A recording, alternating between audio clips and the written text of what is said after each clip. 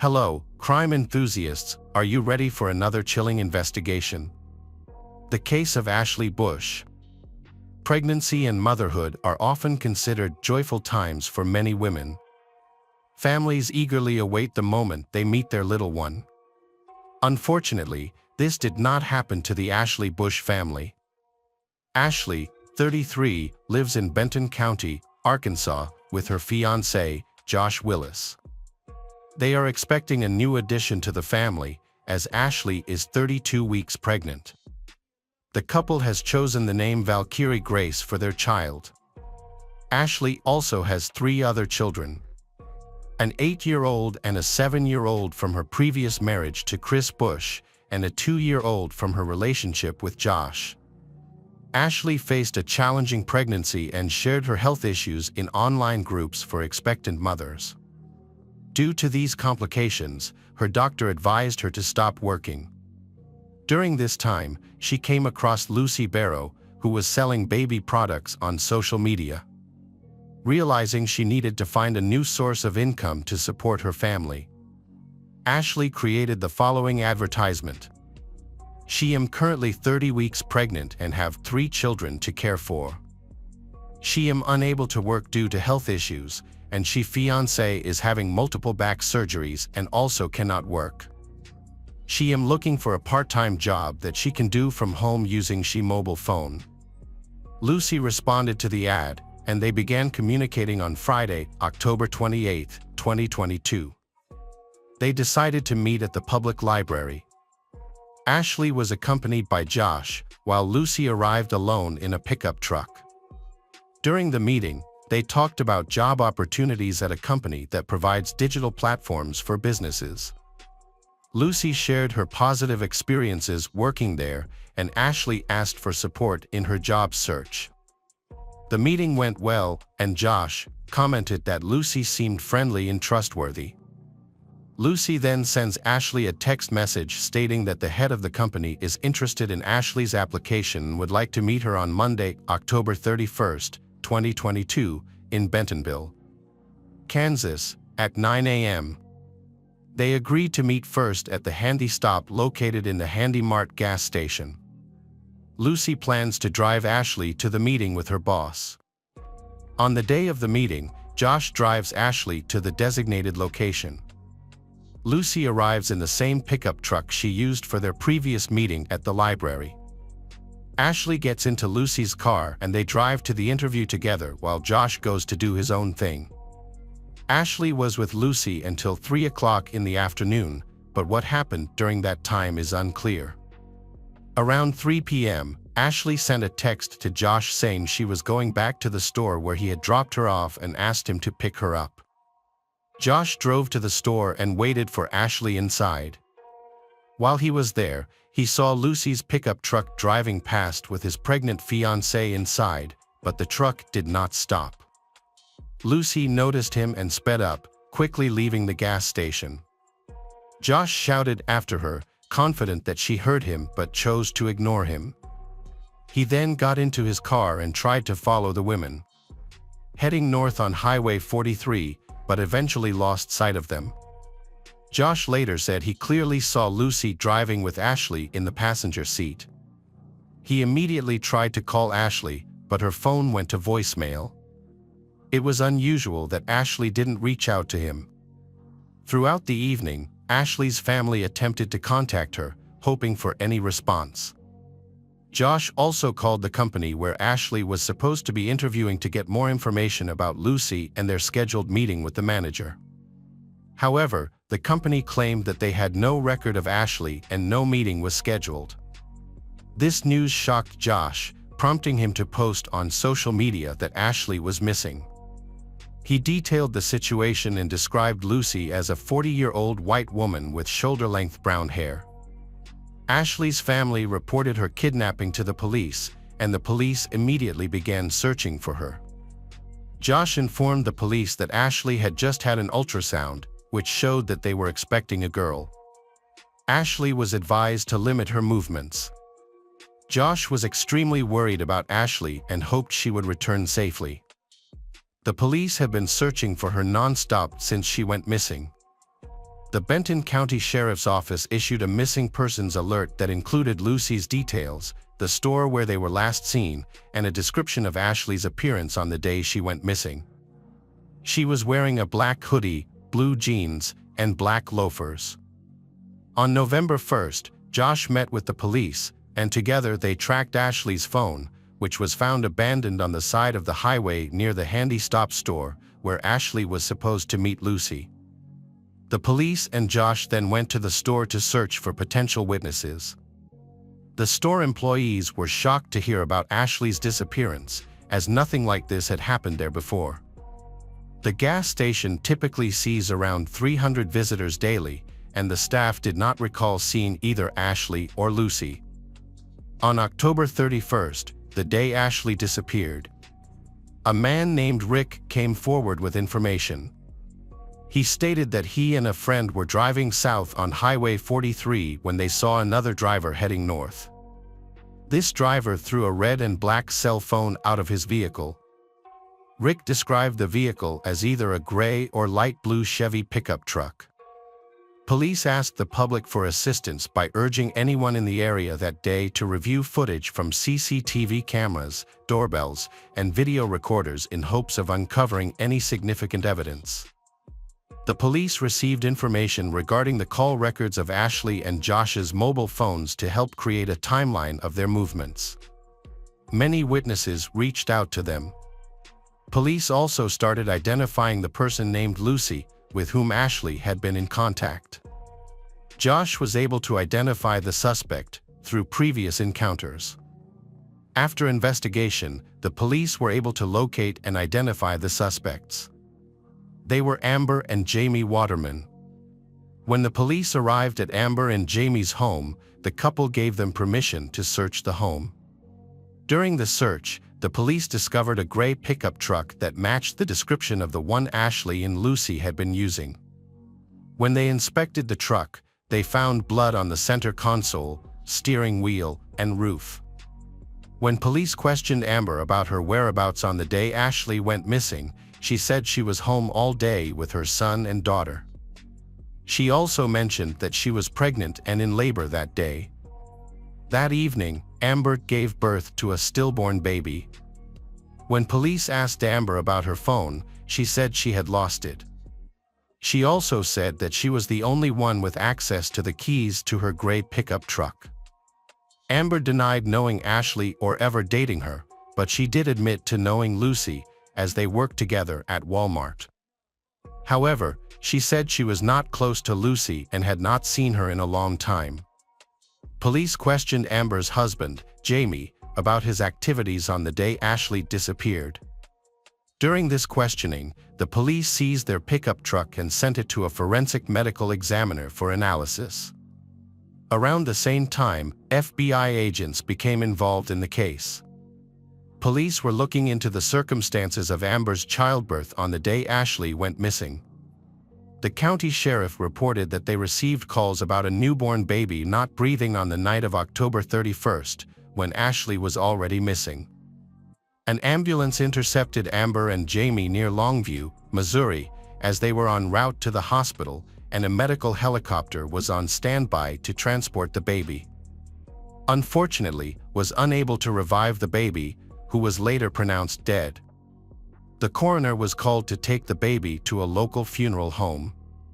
The coroner said Amber was found with the placenta in her underwear when paramedics arrived, leading them to believe she had given birth. Amber refused any medical treatment or hospital admission. The baby was taken to a funeral home and Amber's placenta was also collected.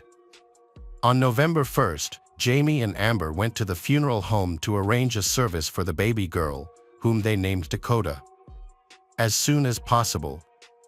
The next day, November 2nd, they expressed their desire to have her remains cremated. The service was scheduled for 1 p.m. on November 2nd.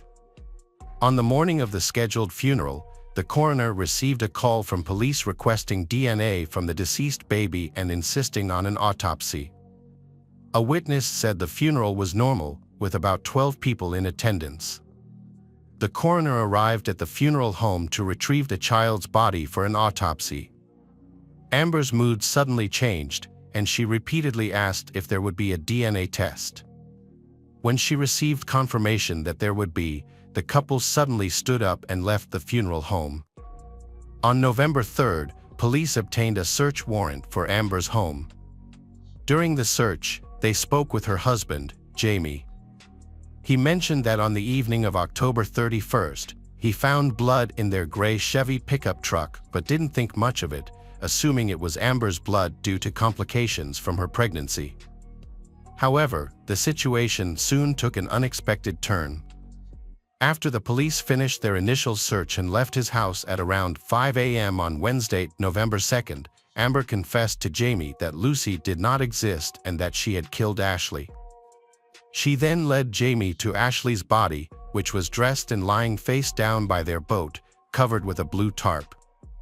The police, during their preliminary search, did not check that area and therefore did not discover the body. Jamie agreed to help Amber dispose of the body, and they planned to burn it. Amber removed a ring from Ashley's finger and placed it in her pocket. They moved Ashley's body to the fire pit, with Amber uncovering it and dousing it with oil. Amber then gathered firewood to add to the flames.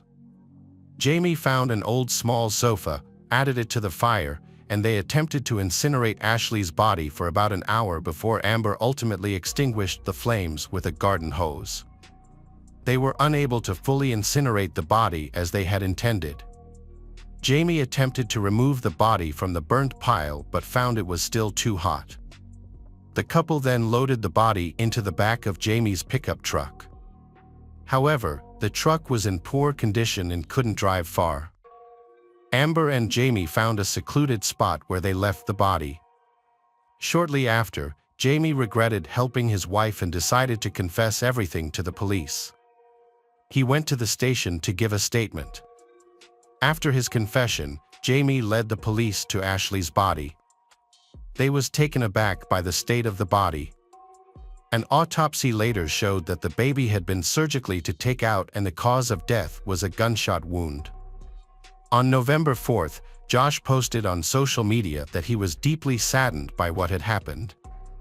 He said it was shocking to think that there were people capable of such acts and described Ashley as a wonderful mother and wife. She was a caring, kind person and did not deserve to go through this. He mentioned that her 3 children had just lost their mother, and he had lost his wife and daughter. He said that they would support each other during this difficult time, but that they were all heartbroken. Ashley Bush was reported missing to the Benton County Sheriff's Office at approximately 6:30 p.m. on October 31st, 2022. Her body was discovered on November 3rd, 2022. Amber and Jamie appeared in court on November 4th for a preliminary hearing. Amber, 42, faces 2 counts of attempted murder and 1 count of kidnapping, while Jamie is charged with being an accessory after the fact. Both were assigned public defenders. The prosecutor requested that they be held without bail until trial due to the seriousness of the charges, and the judge granted the request. The judge determined that Amber posed a danger to society and should remain in custody. They were then taken to the Greene County Jail in Missouri on November 4th. Amber refused to testify and maintained her innocence. It is still unclear where Ashley was murdered. During the investigation, it was discovered that Amber had attempted to lure other pregnant women by offering to sell baby clothes, despite having no clothes to sell. She was successful in this scheme until she met Ashley, who was looking for a job. Amber considered Ashley to be the ideal target. Amber Waterman, 44, was sentenced to 2 consecutive life terms in federal prison without parole for the deaths of Ashley Bush and her unborn child.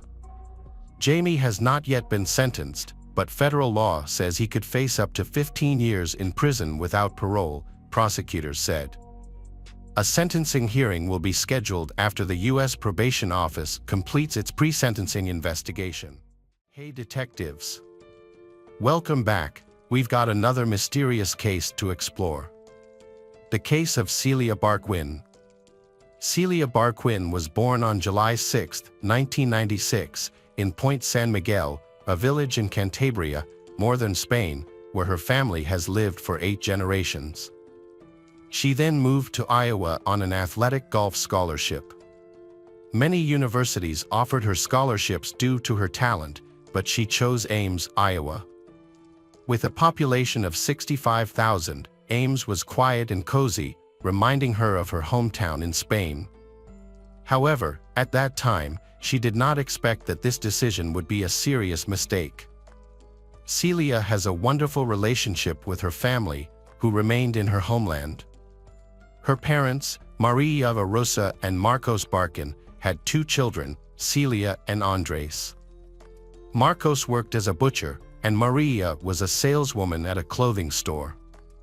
However, after their children were born, Maria became a housewife, focusing on raising the children and managing household tasks. The family was not wealthy, they lived modestly but were close-knit and supportive. Their children are their top priority, and their parents did everything to ensure that their children receive a good education and started their lives on the right path. Andres pursued a law degree, while Celia, a talented golfer, earned a scholarship to study in the United States. Celia's mother, who loved golf since childhood, passed on her passion for the sport to Celia. Being smaller than other girls her age, Celia learned to use specific techniques to win. When growing up, her petite figure enabled her to practice continuously to improve her abilities. Her dream was to become a successful professional golfer, not for fame, but to support her parents.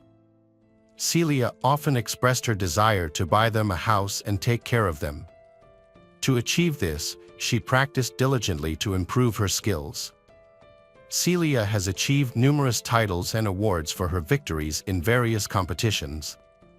She won the European Women's Amateur Championship in Slovenia in June 2018, placed second in the women's team golf competition in Europe.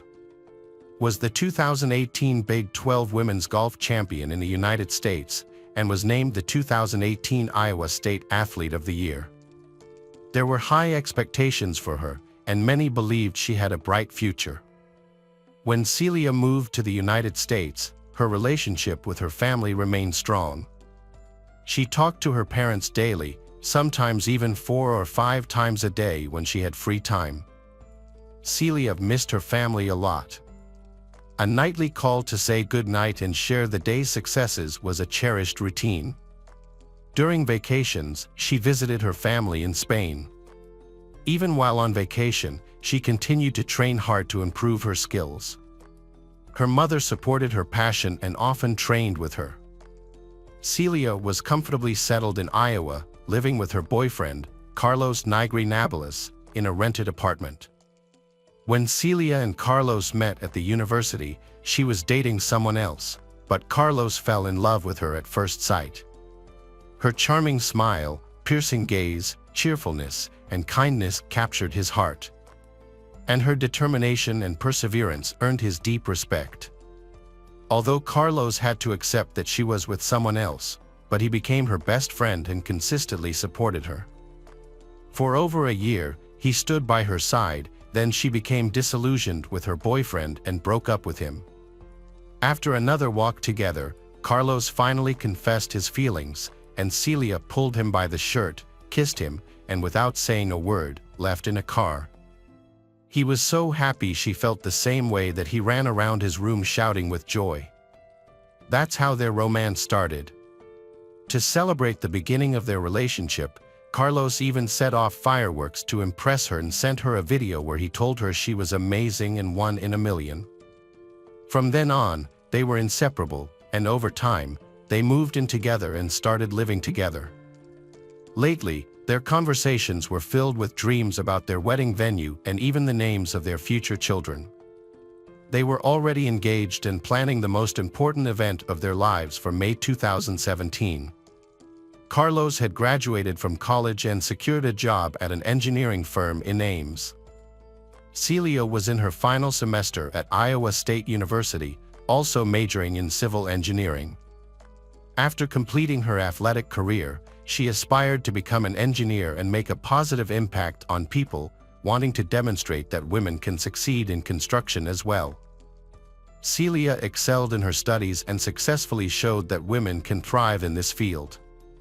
Celia had many friends and enjoyed surprising them with delicious Spanish dishes that she cooked very well. Among the university students, a popular video showed her skillfully tossing a Spanish omelet, flipping it in the air, and adding butter to make it burst like a fireball. Her friends loved this performance and often asked her to repeat it.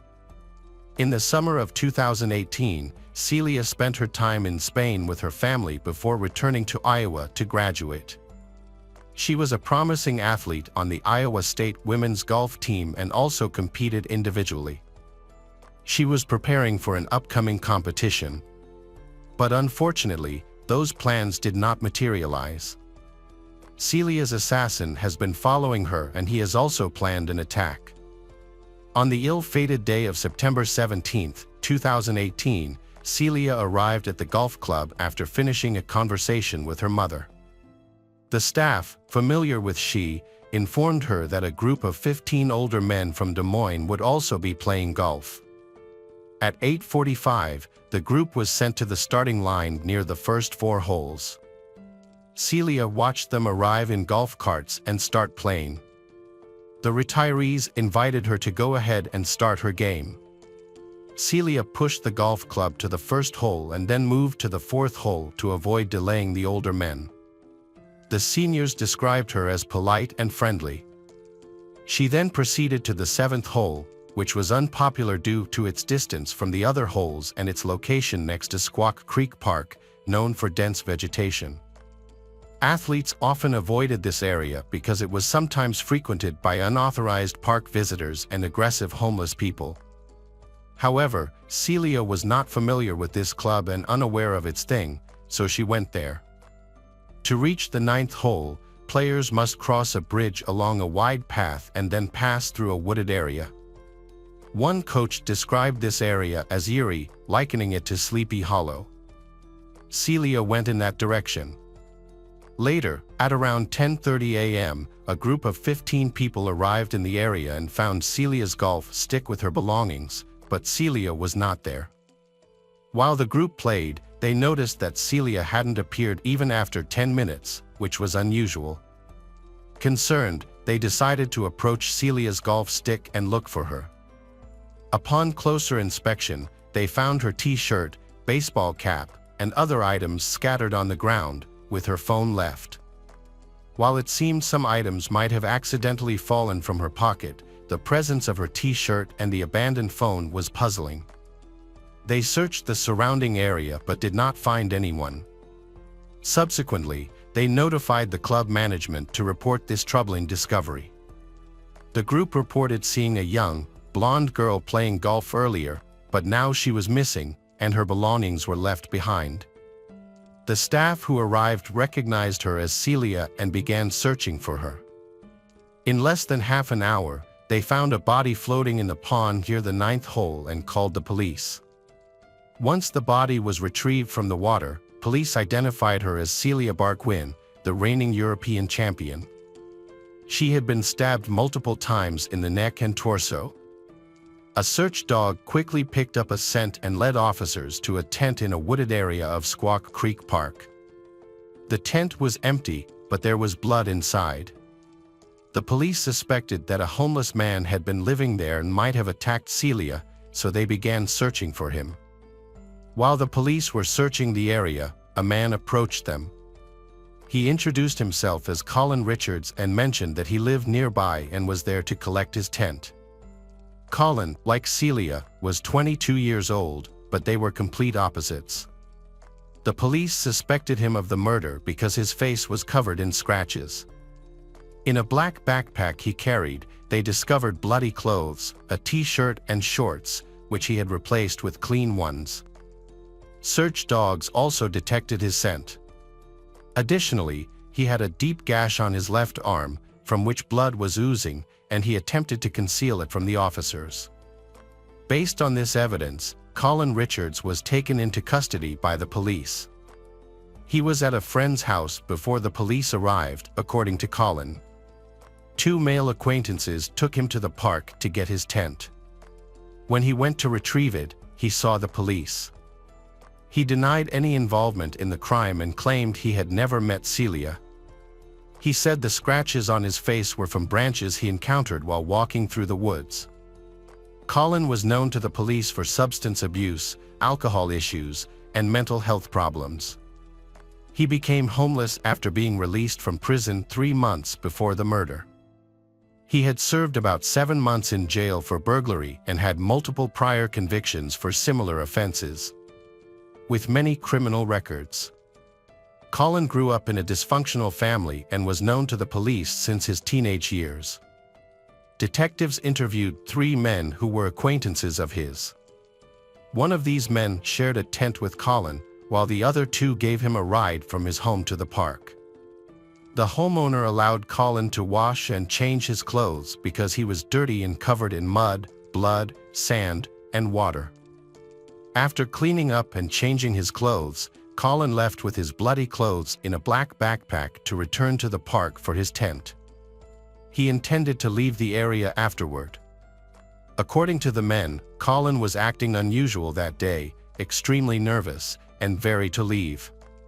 He didn't explain his sudden decision, only mentioning that he had cut himself badly and dirted his clothes. Another homeless man who lived with Colin in a tent at the park mentioned that he always carried a serrated knife, which he used for household tasks. A day before the murder, Colin confessed to this friend his desire to rape and kill someone. But that man thought he was just joking. Colin was charged with first-degree murder right after Celia's body was found. Investigators believed the crime was premeditated. They thought he had planned to kill someone and was looking for a she that day. The judge set bail at $5 million, but Colin, of course, didn't have that kind of money, so he remained in custody until his trial. Meanwhile, Celia's family in Spain had no idea about these tragic incidents, but they were very worried because she hadn't called them or answered their calls and messages. Police aides tried to contact their colleagues in Point San Miguel and the embassy staff in Madrid to inform Celia's family about the terrible news, but it was already past midnight in Spain and no one was working. Therefore, Celia's coach had to call her parents to inform them of their daughter's incident. After many hours of not hearing from Celia, the parents learned that their daughter had been brutally murdered.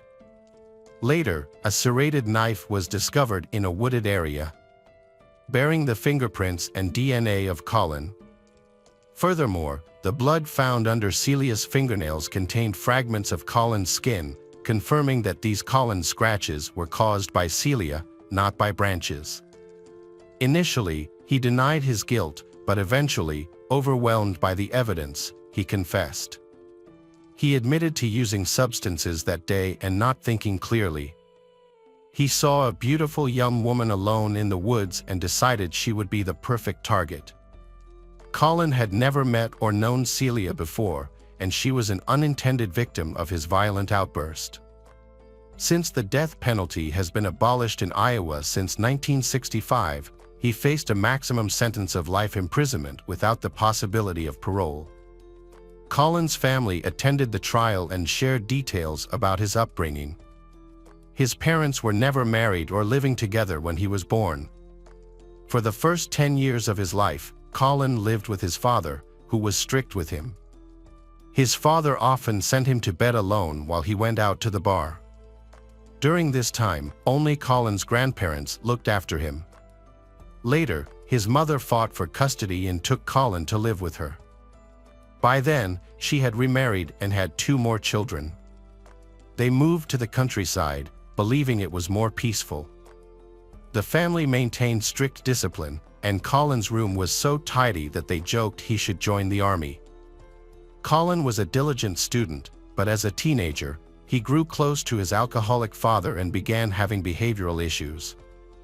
His father attempted to discipline him, but Colin didn't listen, leading to his expulsion from the house at age 15. He fell in with a bad crowd, left school, and became addicted to alcohol and drugs. At 18, Colin had a girlfriend twice his age.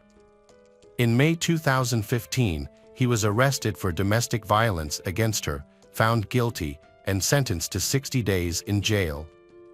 On another occasion, after being accused of shoplifting, he threatened to return and shoot up the place. Colin's life went out of control, but no one seemed to notice. After the domestic violence case, he was arrested multiple times over the next 2 years for theft, assault, harassment, and attempted burglary. Although he was sent to behavioral intervention courses, they didn't work. In November 2017, Colin was sentenced to 2 years at Mount Pleasant Correctional Facility for burglary in violating probation.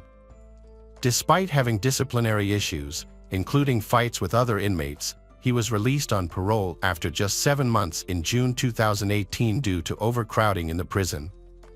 Only 3 months after his release, he killed Celia. After being released from prison, Colin was taken home by his mother and stepfather and lived with them. They had reconnected with him during his time in prison through letters.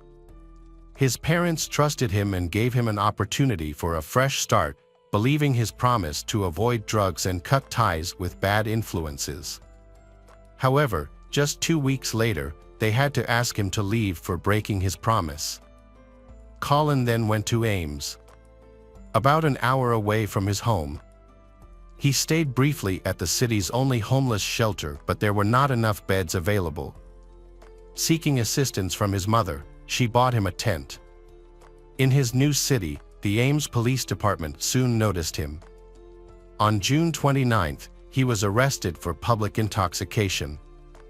On August 11th, the police received a complaint from a Target store saying that Colin and another homeless man were camping on open land behind the store and were chased away. They then moved to camp in Squaw Creek Park to avoid bothering anyone.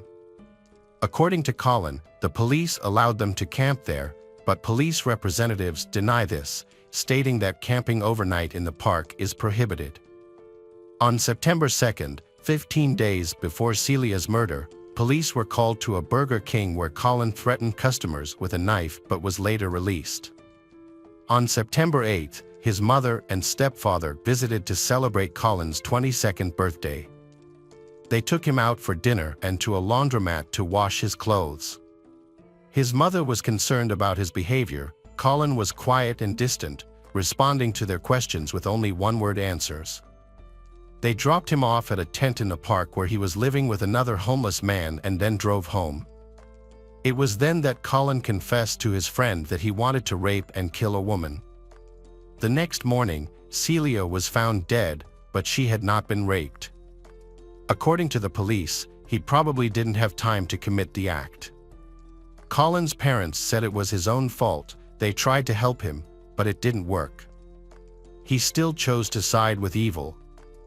Therefore, on August 23, 2019, Colin Richards was sentenced to life in prison without parole. He is currently serving his sentence at the Story County Jail in Nevada, Iowa. The whole town of Ames mourned Celia's death, with thousands attending a candlelight ceremony to honor the talented athlete. Celia's family was devastated by the news of her murder. They were furious that someone with no achievements or aspirations had cruelly taken the life of a talented and promising athlete with a bright future. Collins clearly had no regard for Celia's life. He randomly chose and killed her simply because he felt like it, believing she was an easy target. The Celia family was relieved by the verdict and grateful that the culprit was swiftly caught and could no longer pose a threat to anyone else. Now, he will remain imprisoned forever. Their only regret is allowing their daughter to go so far away, despite it being her dream. Statistically, the U.S. is not safe. The murder rate per capita in the U.S. is 26 times higher than in Spain. In their small town in Spain, there hasn't been a murder in 100 years. Celia's parents have kept her room just as she left it, with one addition: an engineering degree awarded posthumously by the state of Iowa. They often walk through the local golf club and remember when their daughter first started playing the sport there. The community in the small town of Ames, including the university administration and students, was outraged by the crime. The situation was particularly concerning because the golf course was next to a wooded area without any fencing. Due to the golf club's negligence, a girl's life was put in danger. This wasn't the first murder in the neighborhood. Back in 2008, a man was killed in a stabbing incident, and the homeless attacker was convicted of murder. After Celia's tragic death, her boyfriend Carlos found it too painful to stay in a town full of memories of her. He then moved to Florida. Celia's brother was greatly affected by her death, losing a lot of weight from stress. He decided to join the police force after earning a law degree, aiming to help others. This career choice was inspired by his sister, who encouraged him to find his purpose. Hi everyone, thanks for returning. Let's unravel another perplexing mystery. The case of Jordan Worth. Alexander Skeel was born on August 17, 1995, in Kingston upon Hull. He grew up in a loving and supportive family. The boys spent their first months in the hospital in special rooms for premature babies, where they fought against very low body weight. Thankfully, with the help of skilled doctors, the children began to recover. However, Alexander's brother gained weight more quickly, and by their first birthday, he showed almost no signs of being premature. In contrast, Alexander was weaker and dealt with a condition called hydrocephalus, which is the excessive buildup of fluid in the brain, leading to him being classified as disabled. Despite these health challenges from birth, Alexander's intellectual growth was unaffected, and physically, he was similar to his classmates. He even participated actively in sports at school. Their parents adored their sons from a young age, showering them with love and care while investing time and money in their education and overall well-being. After graduating from high school, both brothers enrolled in the prestigious Bedford College to continue their studies. Alexander was intelligent, attractive, and made an effort to go to the gym regularly, which helped him gain attention from women.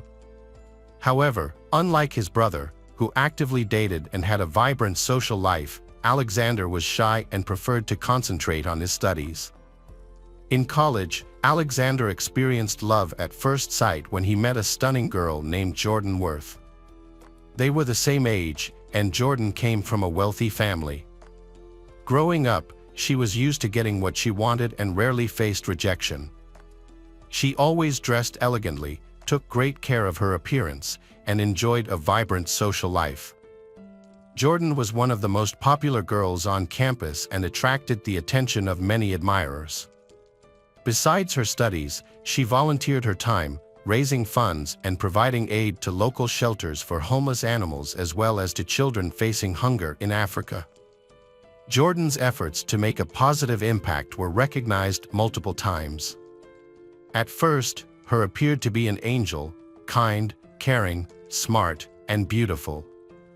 Alexander fell in love with her instantly but assumed that the outgoing and popular Jordan would never notice him. To his surprise, she was also drawn to him and took the first step to get to know him. Although Jordan was more experienced in relationships, for the shy Alexander, she was his very first love. The couple started dating in 2012 when they were both just 17 years old. Initially, their relationship was thriving. They spent a lot of time together and were nearly inseparable. At college, they were often referred to as the most beautiful couple, which made Jordan feel very flattered. The first 6 months of their relationship were filled with love, romance, and mutual respect. They surprised each other with thoughtful gifts and enjoyed celebrating small but meaningful milestones. Their social media accounts were filled with photos of them together, showcasing their happiness and featuring heartfelt captions and declarations of love. To outsiders, it appeared that they were perfect for each other and destined for a long, happy life together. They quickly decided to move in together and rented an apartment. As they were both still students, their parents provided substantial financial support. Fortunately, their parents were supportive of their relationship. Jordan was particularly fond of Alexander's parents because she came across as a responsible young woman with aspirations to become an art history teacher, leaving a positive impression on everyone she met. As time went on, Jordan's behavior started to change. It began with her increasing demands. Each month, she wanted Alexander to update her on everything he did. She openly checked his personal messages on his phone, email, and social media. She would get jealous for no apparent reason. Although this behavior was concerning, Alexander tried to ignore it because he was in love, and it didn't bother him too much. Even when she insisted he wore only the clothes she bought for him, he dismissed it as her way of showing care. Soon, Jordan began to restrict Alexander's social circle. She decided who he could see and who he could no longer stay in touch with, affecting not just his friends and classmates but also his family members.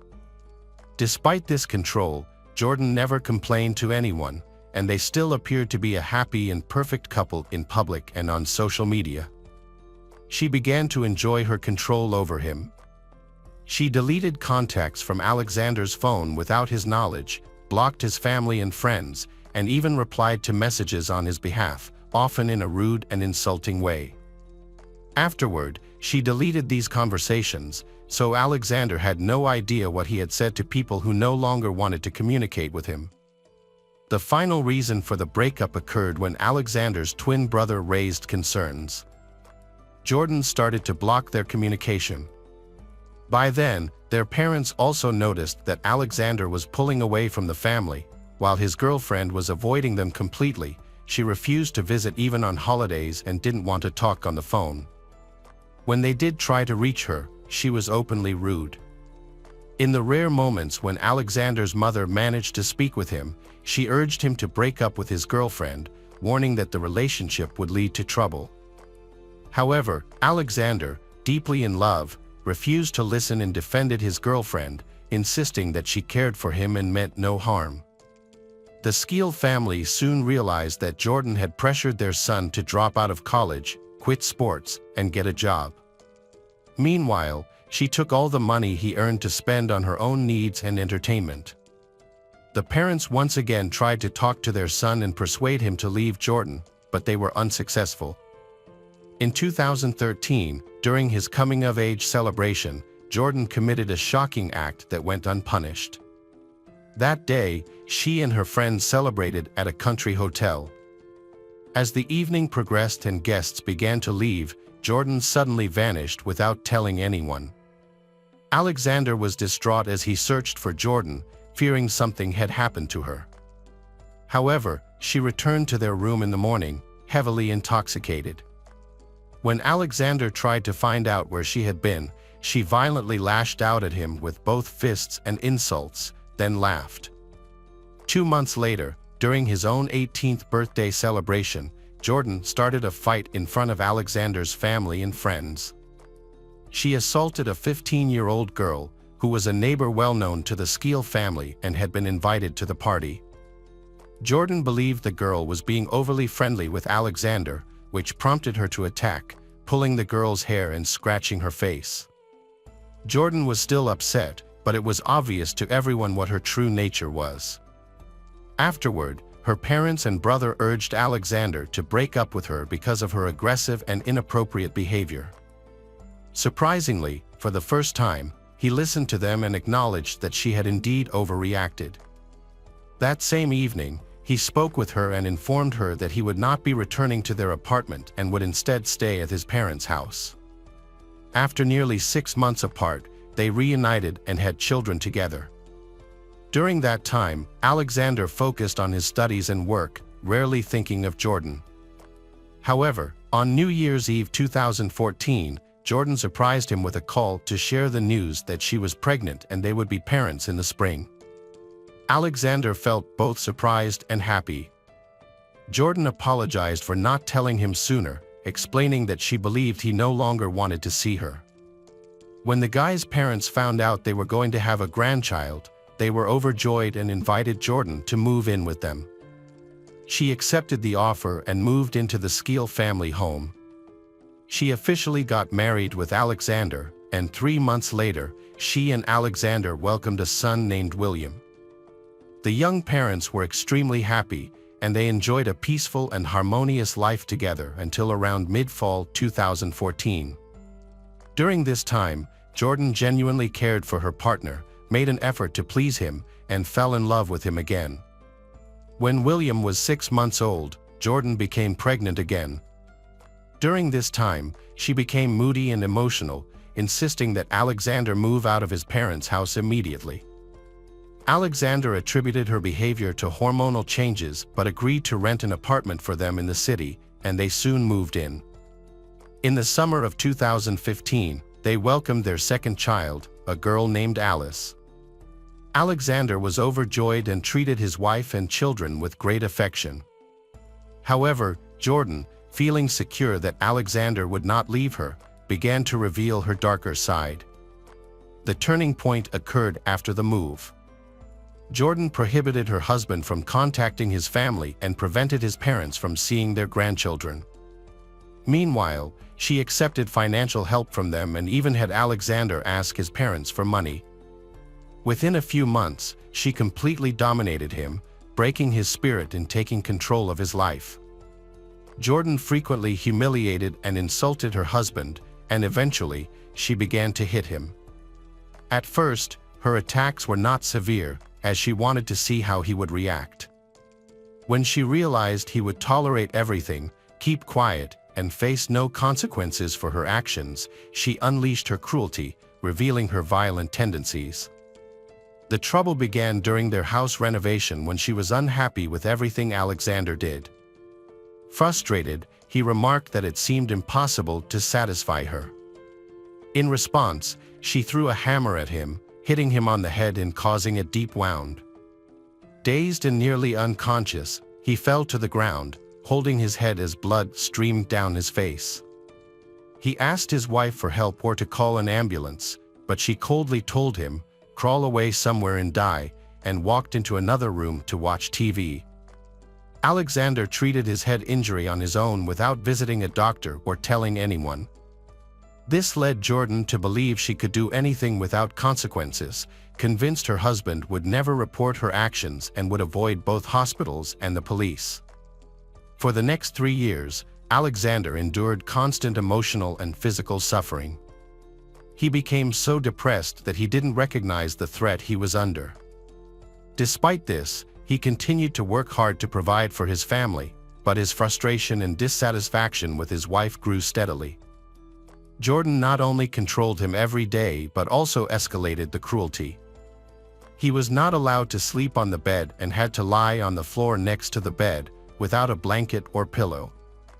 He was also banned from entering the kitchen and could only eat the leftovers that his wife and children didn't finish. This left Alexander starving, as he was unable to buy food. Jordan had taken all his money. Furthermore, his wife deprived him of sleep and rest, creating a cruel form of entertainment for herself. Whenever he finally fell asleep, she would hit him on the head or pour boiling water on him. He later remembered waking up each time in intense pain, either bleeding or burned. After that, he would tend to his wounds with whatever he could find, while his wife quietly went to bed. Alexander viewed this situation as normal. He felt morally defeated and stopped trying to fight against it. He completely cut off communication with his parents and brother, and his wife frequently asked them for money on his behalf. She also supported her own parents financially, ensuring she could afford whatever she wanted.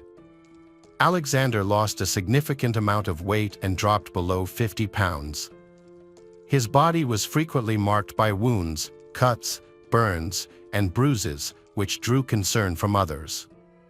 At his workplace, colleagues encouraged him to seek medical help, but his wife insisted he quit his job to avoid being discovered. After he was let go, he became trapped with Jordan, who began to abuse him continuously, leaving him longing for rescue. Although the couple appeared to be happy to outsiders, their home life was filled with horror. Jordan managed social media accounts for her husband, frequently sharing old photos of their family along with captions expressing their love and gratitude for one another. Nobody could have imagined that a woman who looked angelic and was a mother of 2 could transform into a sophisticated monster behind closed doors. She knocked out her husband's teeth and inflicted a deep cut on his arm with a knife. His body also showed signs of burns, but he was unable to go to the hospital. At home, he had only plastic wrap and tape, which he used to bind his wounds. Neighbors often heard screams coming from their house, and some were so alarming that they called the police. However, Jordan always managed to convince the officers that everything was fine between her and her husband. During the next visit by the police, prompted by neighbors' concerns, one officer noticed a man with a fresh wound and blood running down his arm. The man appeared emaciated and had bruises of various sizes on his face. Jordan attempted to explain to the officer that her husband was mentally unstable and sometimes harmed himself. However, this time the police called for paramedics, and Alexander was taken to the hospital. The doctors were shocked by his condition. He was barely alive, and his arm was so severely injured that amputation was a real possibility. Alexander had severe second and third-degree burns covering his body. He weighed just 94 pounds, and his shoulder ligaments were injured from being hit with a screwdriver. He also had a deep cut on his forearm, several knocked-out teeth, and many bruises. During this time, Jordan entered the hospital, insisting that her husband be released to her. She claimed that he was fine and that he had caused all his injuries himself. However, no one believed her distressed claims, and it was decided to take her to the police station for questioning. Initially, Jordan denied any wrongdoing and stuck to her claim that her husband was harming himself. However, when Alexander's parents arrived at the police station after visiting him in the hospital, her attitude changed.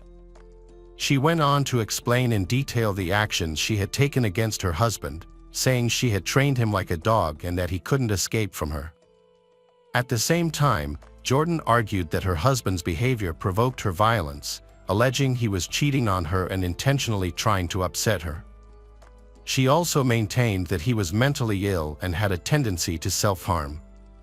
The man's parents firmly denied all the claims made against him. However, he hesitated to speak out against his wife at first.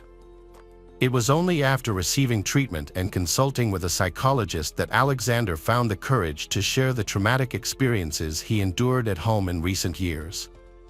Jordan believed that she would only receive a minor administrative penalty, so she was not particularly concerned about the upcoming trial.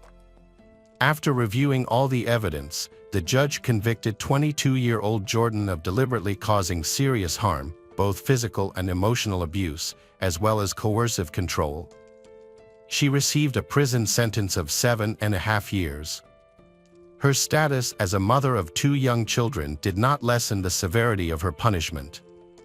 Jordan was taken aback by this sentence, as the case was unprecedented in the UK. The children were placed in the care of their father and grandparents during their mother's imprisonment. After fully recovering from years of abuse, Alexander began working in the community and is now helping victims of domestic violence. On July 4, 2023, Jordan was released on parole after serving 5 years of her 7.5-year sentence. However, she is not allowed to approach her ex-husband or see their children. She is currently engaged to a bricklayer named Adam Stepp and is getting ready to become a mother for the 3rd time. Welcome back, mystery lovers. Today's case is going to keep you on the edge of your seat. The case of Valeria Vivano. Valeria Fern Vivano was born on May 29, 1996, in La Granja, a small commune near Santiago, Chile's capital. She was the youngest of 3 children in a modest family, with her parents Miguel and Jacqueline Vivano. She grew up with her older brother Michelangelo and sister Daniela. Her father worked for a transportation company, while her mother stayed at home to care for the children and create a warm family atmosphere. When Valeria started school, her parents decided to separate, which was a huge shock for her. Even though they continued to communicate after the divorce and her father is still very interested in his children's lives, including providing financial support, Valeria felt resentment towards him. They sometimes argued and went months without speaking, but they always managed to reconcile. Soon after the divorce, Miguel remarried, and Valeria gained two half-siblings. She maintained warm family relationships with them, as well as with her siblings, Daniela and Michelangelo. Jacqueline, on the other hand, never remarried. She focused on raising her children and later took care of her grandchildren. From a young age, Valeria showed a strong character, determination, and remarkable perseverance in everything she did.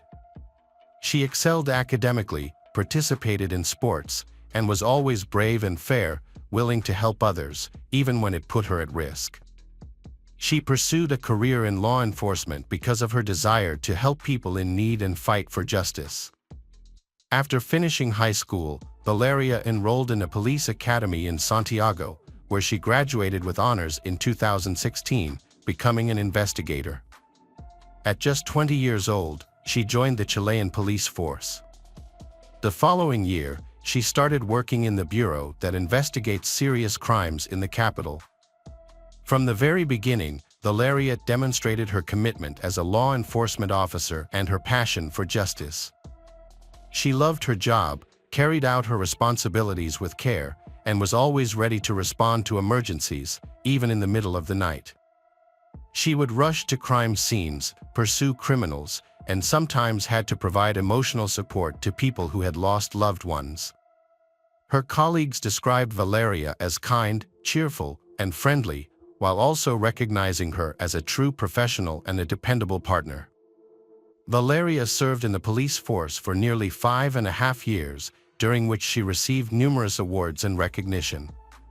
She advanced in her career, gaining the respect of her colleagues and the admiration of her superiors. She also represented her department in Spain, spending about 2 weeks in Madrid on an official visit. She took great pride in being entrusted with such significant responsibilities. By 2020, she had been promoted to assistant inspector.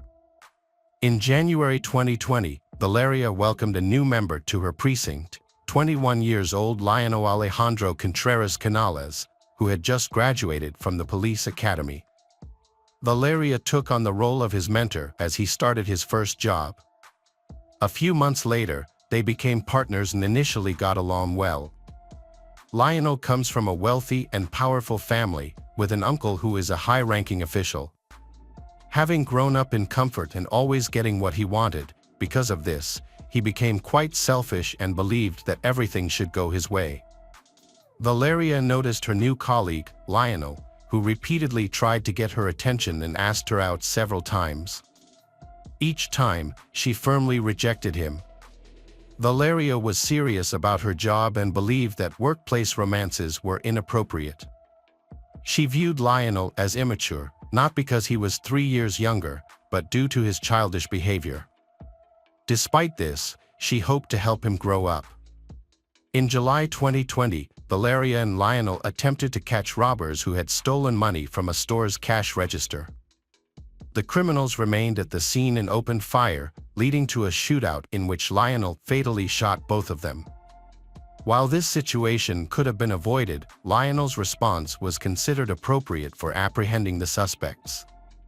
Nonetheless, this incident put a strain on the relationship between Valeria and Lionel. Valeria's last birthday celebration was on May 29, 2021, when she turned 25. The event took place at her mother's house and was attended by many guests, including family, friends, and co-workers. However, Lionel was not invited. Valeria decided not to invite his, as he had recently tried to pursue her again, and she wanted to avoid any awkwardness. When Valeria attempted to discuss with him, he only reiterated his feelings for her, which she preferred to keep private from her colleagues. Despite the big turnout, presents, warm wishes, and heartfelt congratulations, Valeria appeared upset, even as she tried to smile. She had recently argued with her father and they hadn't spoken in days. Valeria had hoped her father would come to her birthday, but instead, he only sent a brief congratulatory message and didn't even call. Jacqueline, her mother, recognized her daughter's unhappiness and understood the cause of her sorrow. Frustrated with her ex-husband's behavior, she believed he would eventually reach out to Valeria and they would resolve their differences, as they had in the past. Tragically, Valeria and her father never had the opportunity to speak again. Just 2 weeks later, on June 13, 2021, Valeria lost her life while on duty. She was working the night shift, patrolling the streets and checking vehicles as part of a manhunt for a suspect in connection with a crime against a young woman that occurred yesterday on the outskirts of the capital. Authorities were on high alert for a white Kia, suspected to be driven by one of the criminals. The suspect likely had a weapon and may not have been alone in the vehicle. Valeria was in a patrol car with her partner, Lionel, and they were being driven by Deputy Commissioner Felipe Gilardo. They spotted the suspect's vehicle and decided to chase it without waiting for backup. The officers successfully blocked the suspect's escape. Lionel and Vivano got out of their car with their guns drawn, ordering the suspects to surrender and exit their vehicle with their hands raised. Suddenly, a single gunshot was heard, leaving everyone confused about who had fired and from where. Valeria, holding her side, collapsed onto the asphalt next to the police car. Reinforcements arrived at that moment, and Valeria's colleagues heard the gunshot and saw she was injured, but they didn't fully understand what had happened or who had shot her. Taking advantage of the chaos, the criminals quickly fled the scene while first aid was being given to the wounded officer. Despite the swift arrival of medics and the efforts of her colleagues to control the bleeding, Valeria could not be saved. She was rushed to the nearest hospital, where top specialists worked hard to save her life for several hours. Unfortunately, due to severe blood loss and damage to vital parts, she passed away on the operating table without regaining consciousness. When Valeria's family received the news, her parents, brothers, and sisters quickly went to the hospital. Unfortunately, by the time they arrived, had already passed away. Miguel was not only heartbroken but completely shattered, as he never had the chance to talk to and make amends with his dear daughter after their last small argument. He felt an overwhelming sense of guilt and was so distressed by the tragedy that he needed medical help to avoid a heart attack. Valeria was officially reported to have died while on duty during an operation aimed at capturing dangerous criminals. She was celebrated as a hero who sacrificed her life for the safety and well-being of others. Local media extensively covered the incident, with reporters highlighting her bravery and selflessness. The investigation into her death was conducted by experts from the Homicide and Major Crimes Division, where Valeria had previously served. They determined that she died from a gunshot wound to the abdomen, inflicted by an assailant in the direction of the suspect's vehicle that she and her colleagues were chasing. The situation initially seemed straightforward, as witnesses supported the narrative, making it appear that the case had been resolved. The only task left was to locate and hold the offenders accountable, who were still at large and possibly fleeing. Shortly after, the suspects were caught, attracting significant public attention. The criminals were identified as 19-year-old Miguel Alejandro Capon and his 17-year-old accomplice, whose name was kept confidential due to his age. Both individuals had prior convictions for lesser crimes. The then president of Chile, Miguel Juan Sebastián Pinera, issued an official statement assuring the public that the perpetrators would face justice according to the law. However, something felt off. After the autopsy and necessary examinations, Valeria's body was returned to her family, who gave her a respectful burial in one of the city's cemeteries. Hundreds attended the funeral to pay their respects and offer condolences to her family. Jacqueline and Miguel described the entire experience as a nightmare. Among those who carried Valeria's coffin was her colleague Lionel, who seemed to grieve more than anyone else. However, other colleagues noted there had recently been some tension between them, to the point that Valeria hadn't invited Lionel to her birthday party. Shortly after the funeral, court proceedings began for the suspects who had been arrested the day after the incident and were currently in custody. Everyone believes that the person responsible for Valeria's death has been caught, and proving their guilt seems simple, especially when they begin to give confessions. However, it soon became apparent that the investigation had serious flaws from the beginning. Important details were missed, and crucial forensic evidence was minimized. The process was mismanaged, and higher officials tried to hide the identity of the actual person responsible for Valeria's death. About a month and a half after Valeria's death, the case took an unexpected turn. By the end of July, 2 employees were suspended for their alleged involvement in the incident that led to Valeria's death. On August 1st, the parents of Valeria were summoned to the prosecutor's office in the capital for an important meeting. They believed this meant that new evidence had come to light and that the detainees would finally face the punishment they deserved.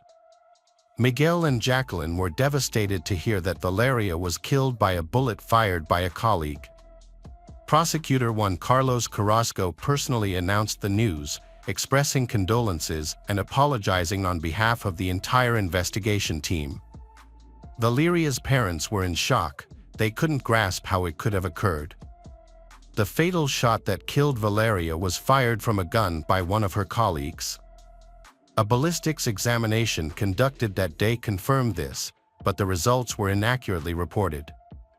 The bullet taken from the body Valeria was incorrectly categorized with different characteristics, such as shape, caliber, and weight.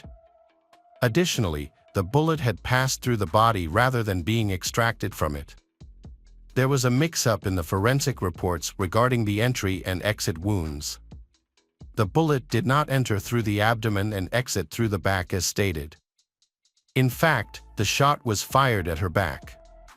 Several pages from the autopsy report were missing, and others had been obviously tampered with. Furthermore, the detainees involved in the trial, who supposedly admitted their guilt and were about to be sentenced, began to file complaints. They alleged that their confessions were obtained through torture and intimidation and that the firearm they had that night was not loaded. Valeria's story takes a sudden turn when she goes from a tragic hero who died on the job to a victim of betrayal, murdered by her own colleagues. In light of these new developments, the main suspects became Felipe Gilardo Era, the officer driving the police car, and Valeria's partner, Lionel Alejandro Contas Canales, who was in the back seat. Both were promptly suspended from their duties. On August 5th, it was revealed that the bullet that killed Valeria came from a service weapon. Later, an examination report showed that only Lionel had gunshot residue on his hands, making him the prime suspect. Interestingly, this information had not been disclosed earlier, as if it had been overlooked entirely. Several reports related to the ballistics examination and the pathologist's findings were mistakenly placed in an archive box, which was not properly reviewed. It remains unclear whether this was due to an accident, criminal negligence, or an intentional effort to hide important information. Now, the police officers involved in to capture the criminals that night are themselves regarded as suspects in the murder of Valeria. They, along with the previously arrested suspects, participated in a reenactment of the incident from that night. Felipe stated that from the driver's seat, he could only see Valeria, who was next to him in the front passenger seat and was the first to get out of the car.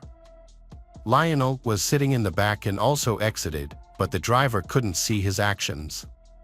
Valeria had taken only a few steps when a shot rang out, she fell, and the suspect's car they were pursuing sped away. Lionel quickly ran to help Valeria. Lionel mentioned that he and Felipe exited the patrol car almost at the same time, but she had rushed forward as soon as the shot was fired. He firmly maintained that he did not shoot Valeria, and Felipe must witness and confirm this. He also confirmed that he was the first to reach Valeria and attempted to apply pressure to her wound. The testimonies from the witnesses varied, but the investigation revealed that Lionel was positioned behind Valeria at the time of the gunshot, and the bullet's path confirmed his location. Additionally, he was the only one with gunshot residue on his hands. New information from previously undisclosed reports and exam results led to potential motives for the crime. Lionel was arrested as the main suspect, while the previously detained young men were released with a non-exit agreement since there were no charges against them. However, the reason for Lionel's actions is still uncertain. The primary theory was that the incident was a tragic accident. It is believed that Lionel, inexperienced officer, accidentally discharged his weapon while standing behind Valeria. In a state of panic, he tried to assist her, and when he returned his service weapon that day, he claimed he hadn't fired it. However, the truth soon emerged, and the young man's powerful relatives used their wealth and connections to try to cover up the incident. Because of that, the cleaned reports, missing documents, confusing evidence, and coerced testimonies from the detained individuals contributed. One theory, which Lionel himself partially confirmed, was that he was in love with Valeria and desperately wanted her attention. Unfortunately, his attempts only annoyed her, and she didn't even invite him to her birthday party, which the whole department attended. The shot in the back was his way of seeking revenge for this rejection. Another theory, suggested by Valeria's relatives, was that Valeria had uncovered something she shouldn't have, perhaps a corruption scheme or official misconduct. Being an honest and fair person, she would expose the culprit, leading to her being murdered to cover up the evidence. Young Lionel was chosen to carry out this act, with the promise that he would remain above suspicion. After Philippe was taken into custody, suspicions regarding Philippe remained. He was armed with the same type of service weapon, stood behind Valeria, and had the opportunity to fire the shot. Additionally, Philippe had a history of discipline for the unjustified use of a weapon during a criminal arrest, although no one was hurt in that incident. Because of this, he earned the nickname, the Reckless Shooter.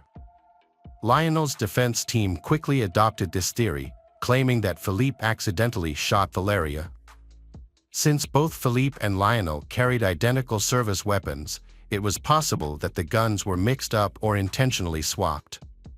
Additionally, Philippe was inconsistent in his testimony, changing it multiple times. He later said he couldn't accurately recall the incident of that night because everything happened so quickly. However, no gunpowder residue was found on his hands, suggesting he was innocent.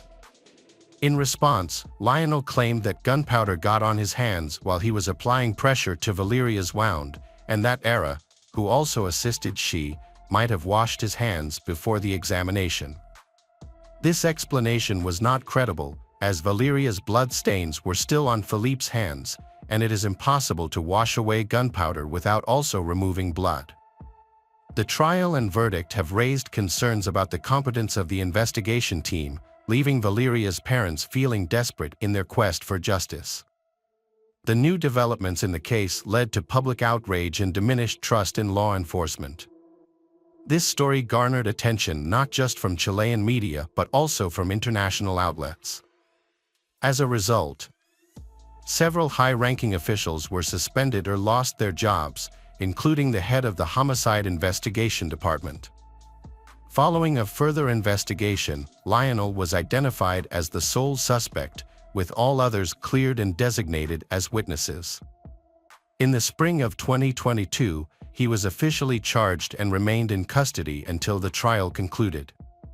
The hearings for the case began in March of the following year, and based on the evidence and witness testimonies, Lionel's guilt was clearly established. At first, the prosecution charged Lionel with intentionally murdering Valeria and aimed for the harshest possible sentence. But Lionel maintained that he would never hurt Valeria because he loved her. However, the bullet that killed her came from his gun. Lionel Alejandro Contas Canales was convicted of manslaughter and received a 12-year prison sentence, with the possibility of parole after 8 years. After the verdict was announced, the Vivano family voiced their disappointment, believing the sentence was too light. Meanwhile, Lionel and his legal team quickly filed several appeals. In February 2024, Valeria's family received a shocking update when the Supreme Court unexpectedly reduced the punishment for Lionel to just 540 days in prison, starting from the day he was arrested. This meant he effectively walked out of the courtroom a free man. In response, Valeria Vivano's family intends to sue the Chilean government, alleging that the judges acted corruptly. In a statement, Valeria's mother expressed her heartbreak, stating that the original 12-year sentence had felt too lenient, but the new decision felt like a mockery. She mentioned that it was as if she had lost her daughter all over again and that she no longer had faith in justice. Furthermore, she emphasized that their family was determined to hold the negligent Chilean government for what had happened. Hello friends, welcome to our channel. Today we're going to take a look at another horrible case with you. The case of Cassandra Cantrell. Cassandra and her twin brother Rob shared a unique bond, fueled by their love of scary stories. As kids, they'd spend hours in a darkened room, taking turns telling each other spine-tingling tales. Rob fancied himself a master storyteller, but Cassandra would always scream at the end of each story, teasing him about not being scary enough. They'd also watch Scooby-Doo together, debating which characters might be ghosts or vampires in disguise. Cassandra's instincts often proved correct, leaving Rob on edge. Their mother, Mary Smith, encouraged their love of reading by buying them books by Robert Wall. What started as a childhood hobby evolved into a lifelong passion for horror. As adults, they even collected villain figurines and considered opening a horror-themed store. An interest in horror movies brought Cassandra to the set in 2004. She got a cameo in a scary movie that, although it didn't become popular, still caused a storm of envy and led Rob to start asking his sister to make a deal for him. He asked her if she had made some acquaintances there and said he was ready to play anyone. He urged her to talk, adding that he was pretty close with the head of the cast and maybe something would come out of it, but he made no promises. Cassandra replied that she had gotten the part by accident herself. Rob was very happy, but despite his enthusiasm, he was not able to play, even in an episodic role. The lead actor in the movie was Colin Dudley, and on set, he and the debutante actress felt an undeniable chemistry. However, neither of them dared to take the first step. That was until they attended a corporate Halloween party together. Cassandra dressed up as Velma from Scooby-Doo, while Colin went as Alex from A Clockwork Orange. The costume held a deeper significance for Colin than just a simple character. It seemed to resonate with him on a deeper level. He had been walking with a glass of milk all evening, looking at everyone with a glare, just as his character had done in the movie. He had also quoted a lot from the book.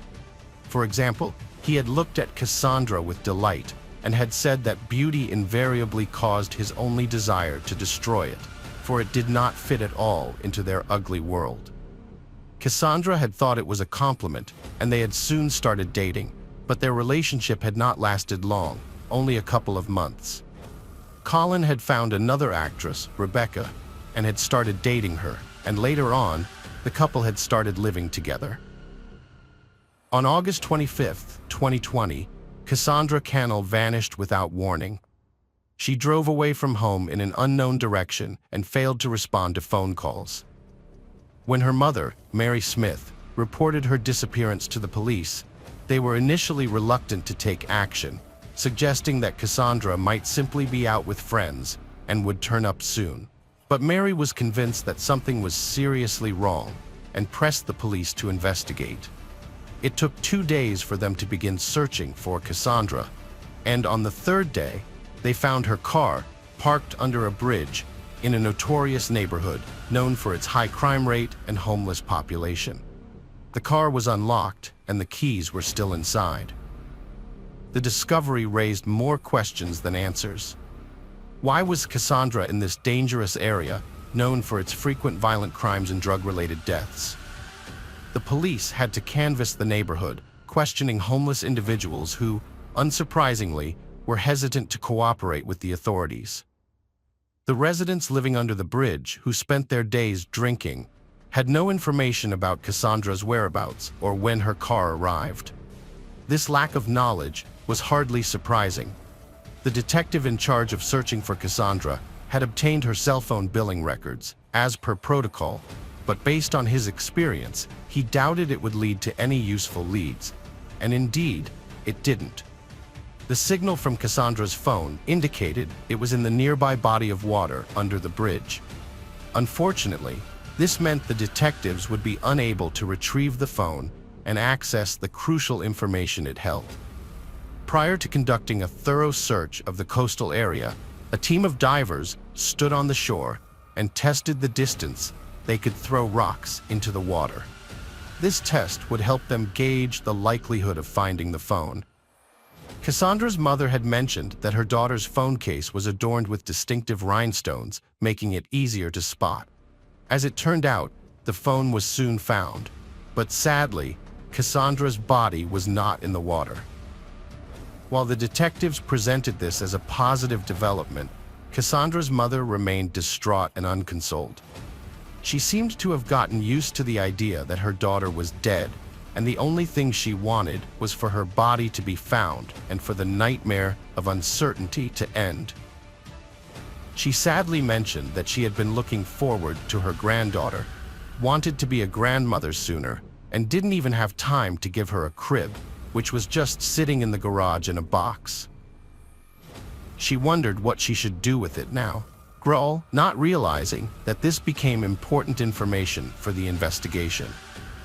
According to statistics, a large number of crimes against pregnant women are committed by their partners. However, Mary Smith's daughter, Cassandra, was not married and did not have a partner.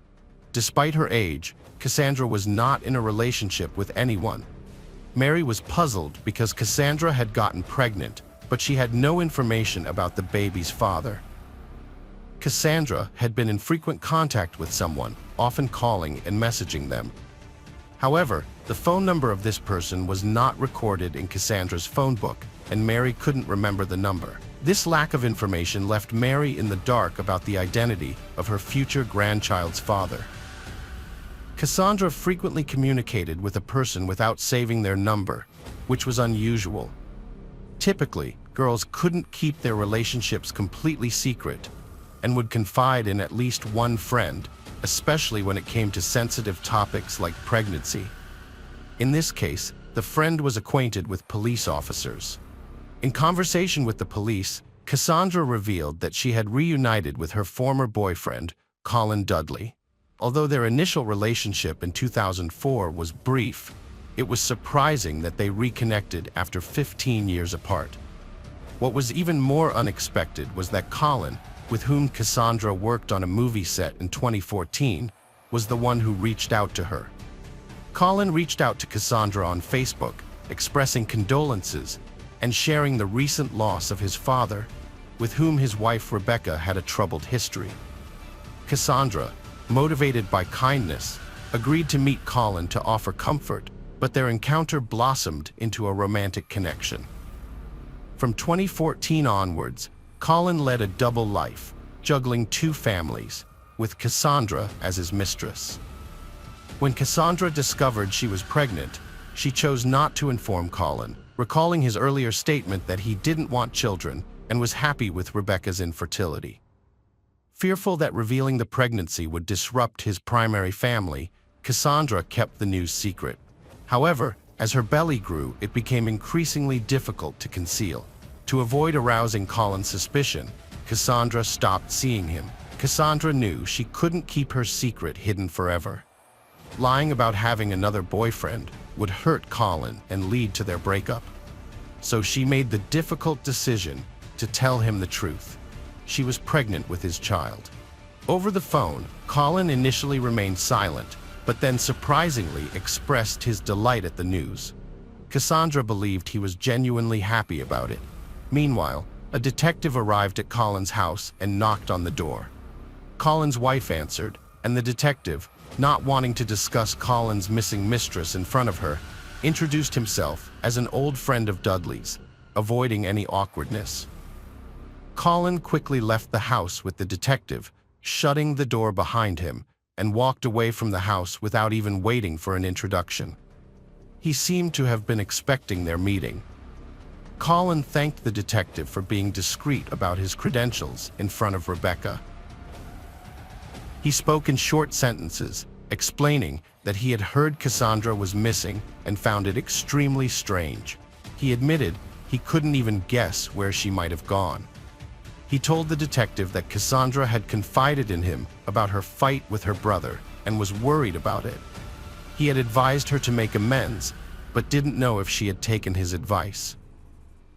The detective already knew about the fight between Cassandra and her brother, Rob, who had spoken to him about it. Rob had refused to meet with Cassandra on the day she disappeared, which he now regretted. Colin blamed himself for not being able to prevent her disappearance, thinking that if she had visited him that day, she might still be safe. Colin confessed to the detective that he wasn't a good person and acknowledged his past mistakes. He had secretly dated his ex-girlfriend, Cassandra, while still married to Rebecca, knowing it was wrong. He believed that his actions would have consequences in the afterlife, but insisted that he couldn't help who he fell in love with. After his father's death in 2014, Colin resumed his relationship with Cassandra, fulfilling one of his father's wishes. He had broken up with her soon after Christmas, which his father had criticized him for. His father had liked Cassandra, unlike Rebecca, whom he hated. Colin explained that living a double life for 5 years had been exhausting and guilt-ridden.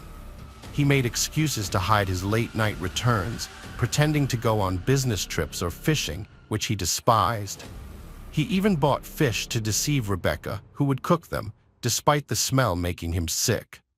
Colin mentioned that Cassandra was pregnant, but didn't know who the father was. He heard from a close friend that Cassandra claimed the baby was his, which he found hard to believe. Lately, Cassandra had been avoiding him, and he understood why, as she wanted a family, something he couldn't provide. The detective asked Colin when he last saw Cassandra, and he replied that he couldn't remember, guessing it was around 3 to 4 months ago, except for a brief encounter at the mall when his wife was in the fitting room. Colin asked the detective if they thought they would find Cassandra alive, and the detective assured him they were doing everything possible. However, this wasn't Colin's last encounter with the detective. The police discovered that Colin was the owner of the unsigned phone number Cassandra's mother had mentioned. It turned out that Cassandra had frequently called Colin, including on the day she disappeared. Additionally, CCTV footage from the train station near the bridge where her car was found showed a suspicious man on the platform. The suspect wore a disguise, covering his face and head, making it impossible to identify him. However, the detective noticed that the man's gait and hat were eerily similar to those of Colin Dudley and Alex from A Clockwork Orange. The detectives followed the suspect through CCTV cameras, watching as he entered a cafe, left, and drove away in a car with a license plate registered to Colin Dudley. Armed with a search warrant, the police searched Colin's house, hoping to find Cassandra alive in the basement. Initially, they found no evidence of a crime, but they did discover the hat Colin had worn as a disguise. In the basement, a service dog trained to detect blood scents began barking, suggesting something was amiss. Colin claimed innocence, stating that the police were trying to frame him due to a lack of evidence and suspects. His wife was shocked and upset, but when asked if she thought her husband was capable of murder, she hesitated before saying no. Despite the circumstantial evidence, there wasn't enough to imprison Colin, frustrating Rob and Mary Smith and leaving the detective feeling helpless. Colin was questioned again, and he provided an alibi, stating that he had visited a hardware store on the morning of August 25th to buy cleaning supplies and trash bags. However, the large trash bags raised suspicions. The police also discovered a deleted text message from Cassandra stating that she was approaching Colin's house. Additionally, phone records showed that the couple hadn't left the house for hours that morning. Colin had turned off his phone, but accidentally left Cassandra's phone on, allowing the police to track his movements, including his presence on CCTV cameras. After the murder, Colin went to a cafe to clean up, then drove to the pond where he had thrown away Cassandra's phone, which the police had tracked to its last signal. Now, the police needed to find Cassandra's body. To retrace Colin's route, The police took a GPS tracker from his car, which showed that it had followed the same path as Cassandra's phone. The next day, the police followed Colin's path through the woods and found a large trash can tied with ropes in a ravine. The area around it was covered in blood, and it was clear what was inside. After a month, identifying the body was difficult, but the police were able to do so thanks to a tattoo described in the missing persons report. Colin was arrested and charged with murder. A forensic examination revealed that Cassandra died from a fractured skull caused by blunt force trauma. The police also found traces of blood in the basement of the Dudley house that couldn't be fully cleaned. Rebecca, Colin's wife, had been in a different part of the house and hadn't heard anything. She also revealed that Colin had never wanted children and had lied about her infertility. The police considered this a motive for the crime. During the trial, due to a lack of witnesses and physical evidence, the jury couldn't be convinced that Colin had committed the murder. So, the court offered Colin a deal. If he pleaded guilty, he would get a shorter sentence. Colin was sentenced to 26 years in prison. Cassandra's mother and brother were devastated, feeling guilty that they hadn't met with Cassandra before her death, and that the killer would likely be released one day. Hello friends, welcome to our channel. Today we're going to take a look at another horrible case with you, the case of Celeste Mano. Celeste Mano was born on November 30th, 1997 in northeastern Melbourne, Victoria, Australia. She was the youngest of two children to Eggy Diro and Tony Mano, with an older brother named Alessandro. Although her parents divorced when she and her brother were young, her father remained involved in their lives, providing financial support and staying in touch. During her school years, Celeste was outgoing, active, and popular. She participated in sports and dance, led the cheerleading team, and had ambitious plans for her future. Initially, she aimed to become a lawyer and enrolled at the University of Melbourne to study criminal and civil law. However, as she neared graduation, she found law unfulfilling and switched her focus to advertising and marketing. In 2018, she landed a job at a large e-commerce company that sold various products online. Celeste, a highly intelligent and talented individual, rapidly advanced in her career, going from a call center worker to a department head in under 2 years. Her exceptional abilities, initiative, and organizational skills earned her widespread admiration from colleagues. Besides her professional prowess, Celeste was also known for her stunning physical appearance, having been a participant in her university's beauty contest. With many admirers since her youth, Celeste was cautious in selecting partners. One such admirer was Lou Nader, a 16-year-older colleague who showed strong interest in her from the moment she joined the company. Notably, Lou was a reserved and unsociable person who lacked career ambitions, content with his long-held minor position. Celeste, a kind and smiling person, consistently turned down Louis's requests to go out with her, always doing so politely to avoid hurting his feelings. Despite this, Louis continued to try to get her attention through various means. To lighten the mood, Celeste would occasionally make jokes, but she remained firm in her decision to not pursue anything with him.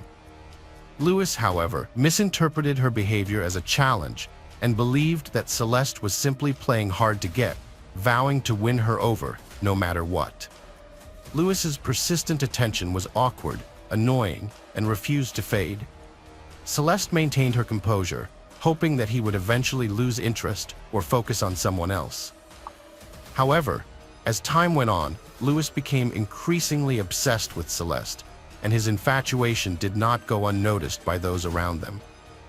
One day, Celeste confided in a close friend and colleague that she would never consider a relationship with Louis, citing 3 reasons: his peculiar and unpredictable nature, his lack of ambition and life goals, and their significant age difference. Celeste's admirer, Louis, made the fatal mistake of neglecting his work duties in his fruitless attempts to win her attention and affection. As a result, his productivity plummeted, and he received 3 reprimands and warnings from senior management. Eventually, he was dismissed from his job in early autumn 2019. When Louis was fired, he was devastated and on the verge of tears as he packed up his belongings in the office. Celeste, on the other hand, felt relieved that the unwanted suitor would no longer be a nuisance, but she also felt guilty, thinking that her rejection had contributed to his downfall. Mano, the department manager, thanked Louis for his years of service, escorted him out of the building, and offered him words of encouragement and luck before parting ways. Louis misinterpreted Celeste's reaction to his sudden kiss as a sign that she had feelings for him, despite her clear discomfort. He convinced himself that she was hesitant to pursue an office romance due to her position as his boss, and that their social differences were the only obstacle to their happiness. Emboldened by this mistaken belief, Louis decided to take matters into his own hands. After being fired, he created a social media account, found Celeste's profile, and sent her a friend request. When she initially accepted, he began sending her multiple requests to meet up, which she first tried to politely decline before eventually blocking him. Celeste's former colleague sent her another friend request on social media, this time from a new profile. Despite her attempts to ignore him, he began commenting on her photos, complimenting her appearance, and suggesting they would make a great couple. She tried to limit her profile settings to prevent this, but a week later, she was still harassed. During a family gathering, Celeste confided in her relatives about the unwelcome attention, sharing the strange incident that occurred on the day he was fired. Her family listened, but they didn't take it seriously, assuming the admirer would eventually lose interest and leave her alone. What they didn't know was that the harassment was about to escalate. Although Lou didn't have Celeste's personal phone number, she started receiving romantic messages from an unknown number. She knew exactly who was behind them. The unwanted admirer sent her romantic poems, admired her beauty, and continued to try to convince her to go out with him. Mano received repetitive calls from her stalker, and she decided to answer once to have a direct conversation with him. She explained that there was no possibility of a relationship between them and asked him to stop contacting her. However, the stalker ignored her words and instead complimented her voice, expressing his happiness that she had finally answered his call. After this incident, Mano tried to block his number, but the stalker continued to harass her by calling from different numbers. This pattern of harassment persisted for months, during which Mano attempted to ignore him by blocking his numbers and fake social media profiles and not responding to his messages. She tried to maintain her daily routine, but the stalker's messages continued, transitioning from romantic to bold and threatening in nature. Eventually, the stalker's messages evolved from requests to demands, as he insisted on meeting Mano and sharing his delusional fantasies about what he would do to her. Celeste's situation took a dark turn when she discovered that her stalker, Louis, had started following her from work to her home, learning her address. At first, she didn't realize that Louis was physically present in her life, not just sending messages. She would occasionally catch glimpses of him near her home, but convinced herself it was just her imagination and paranoia. It wasn't until she finally acknowledged the truth that Louis was indeed following her every move, driven by his obsessive behavior. Celeste then sought police protection, requesting a restraining order to keep the stalker away from her and her home. However, the police were uncooperative and dismissive of her concerns. According to them, Louis hadn't broken any laws since writing poems and sharing explicit fantasies and messages wasn't illegal. Without concrete evidence of Louis's stalking, the police brushed her off, telling her to leave the precinct and let them focus on catching real criminals. A restraining order was finally issued against Sacco, prohibiting him from contacting Celeste in any way. At first, he respected the order and disappeared from her life for a few weeks, giving Celeste a sense of freedom and relief. However, her peace was short-lived. Less than a month later, she started receiving messages from unknown numbers. Sacco was pleading and then demanding that she drop the restraining order, claiming it was interfering with their supposed romantic relationship. Celeste immediately reported these messages to the police, as Sacco was violating the restraining order. As a result, he was fined and warned that further violations would lead to harsher consequences, including possible jail time. After this incident, Sacco remained quiet for almost 2 months, leading Celeste to believe he had finally left her alone. During this time, Celeste met Chris Riedale, a young man who shared her interests, values, and goals. They quickly formed a romantic connection. Celeste opened up to her new boyfriend, Chris, about the harassment she had suffered at the hands of a former admirer. Although it had been over a month since she last heard from him, she still felt anxious about the situation. Chris was supportive and reassuring, doing everything he could to make her feel safe and cared for. As their relationship progressed, Celeste felt comfortable enough to introduce Chris to her family at a dinner gathering in early November. Her family welcomed him with open arms, and her mother even joked that Celeste was now in good hands. The next few weeks were peaceful, with no signs of the former admirer. Celeste was happy and carefree, spending all her free time with Chris. On November 15, 2020, the couple went on a date to a cafe where they enjoyed each other's company and decided to capture the moment by taking a selfie. The photo of the couple turned out to be very romantic, showing them sitting together, embracing and smiling happily. Celeste was so fond of this picture that she decided to use it as her social media profile picture, also wanting to share the news of her new relationship and indicate that things were getting serious. Chris also shared the photo on his page, accompanied by a heartfelt caption expressing his love for Celeste and his desire to keep her happy. However, this outing would be the couple's last. Tragedy struck on the evening of their last date. After Chris dropped Celeste off at her home, they said their goodbyes and planned to meet again the next day. Celeste spent about an hour chatting with her mother in the kitchen about her boyfriend before going to bed, as she had to wake up early for work the next morning.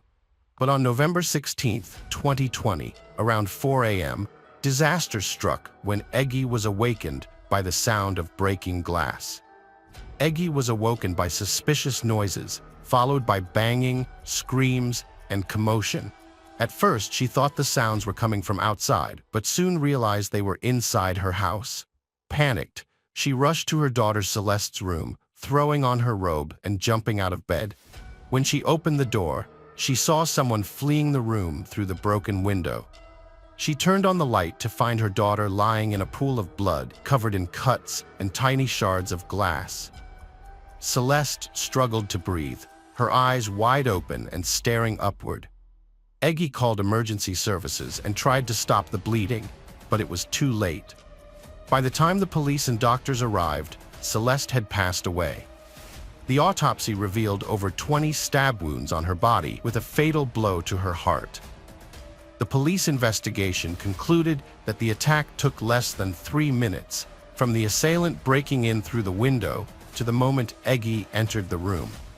Celeste was attacked with a large butcher's knife, and her attempts to defend herself left her arms with multiple cuts.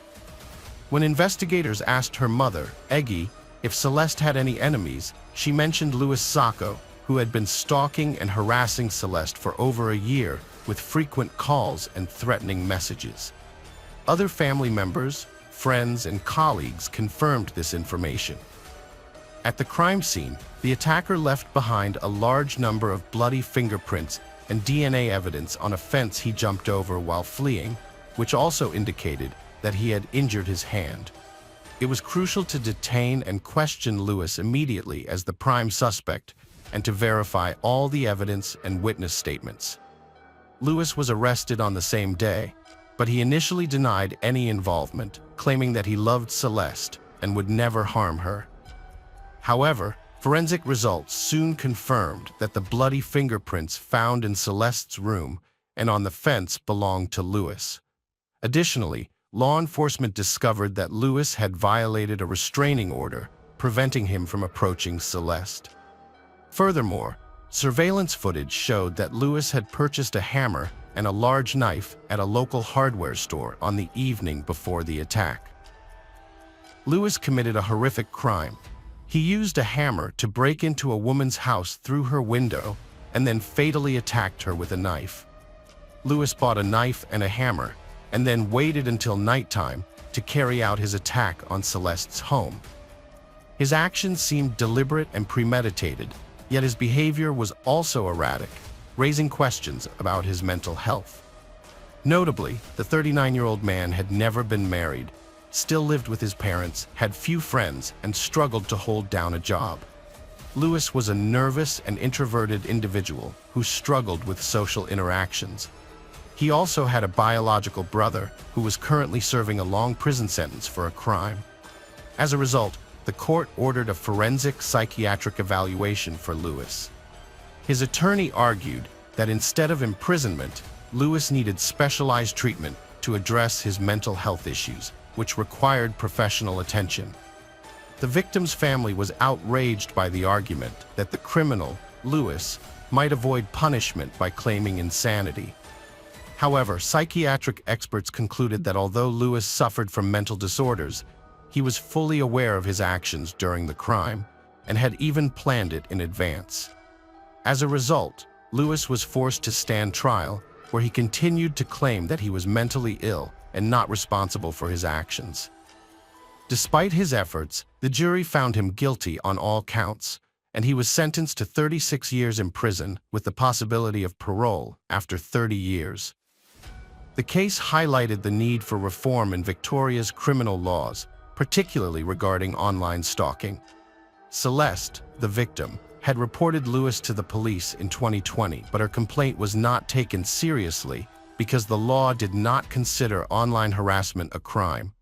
Her mother, Eggy, worked tirelessly to develop Celeste's law, which would have introduced criminal liability for stalking on social networks. Although Eggy presented over 40 recommendations to the Legislative Commission, almost all were rejected. Research showed that most online stalkers do not escalate their behavior, and the resulting amendments only restricted access to confidential social media information and allowed restraining orders in severe cases. Unfortunately, stalkers still faced no criminal liability, and Celeste's law was never enacted. Hello friends, welcome to our channel.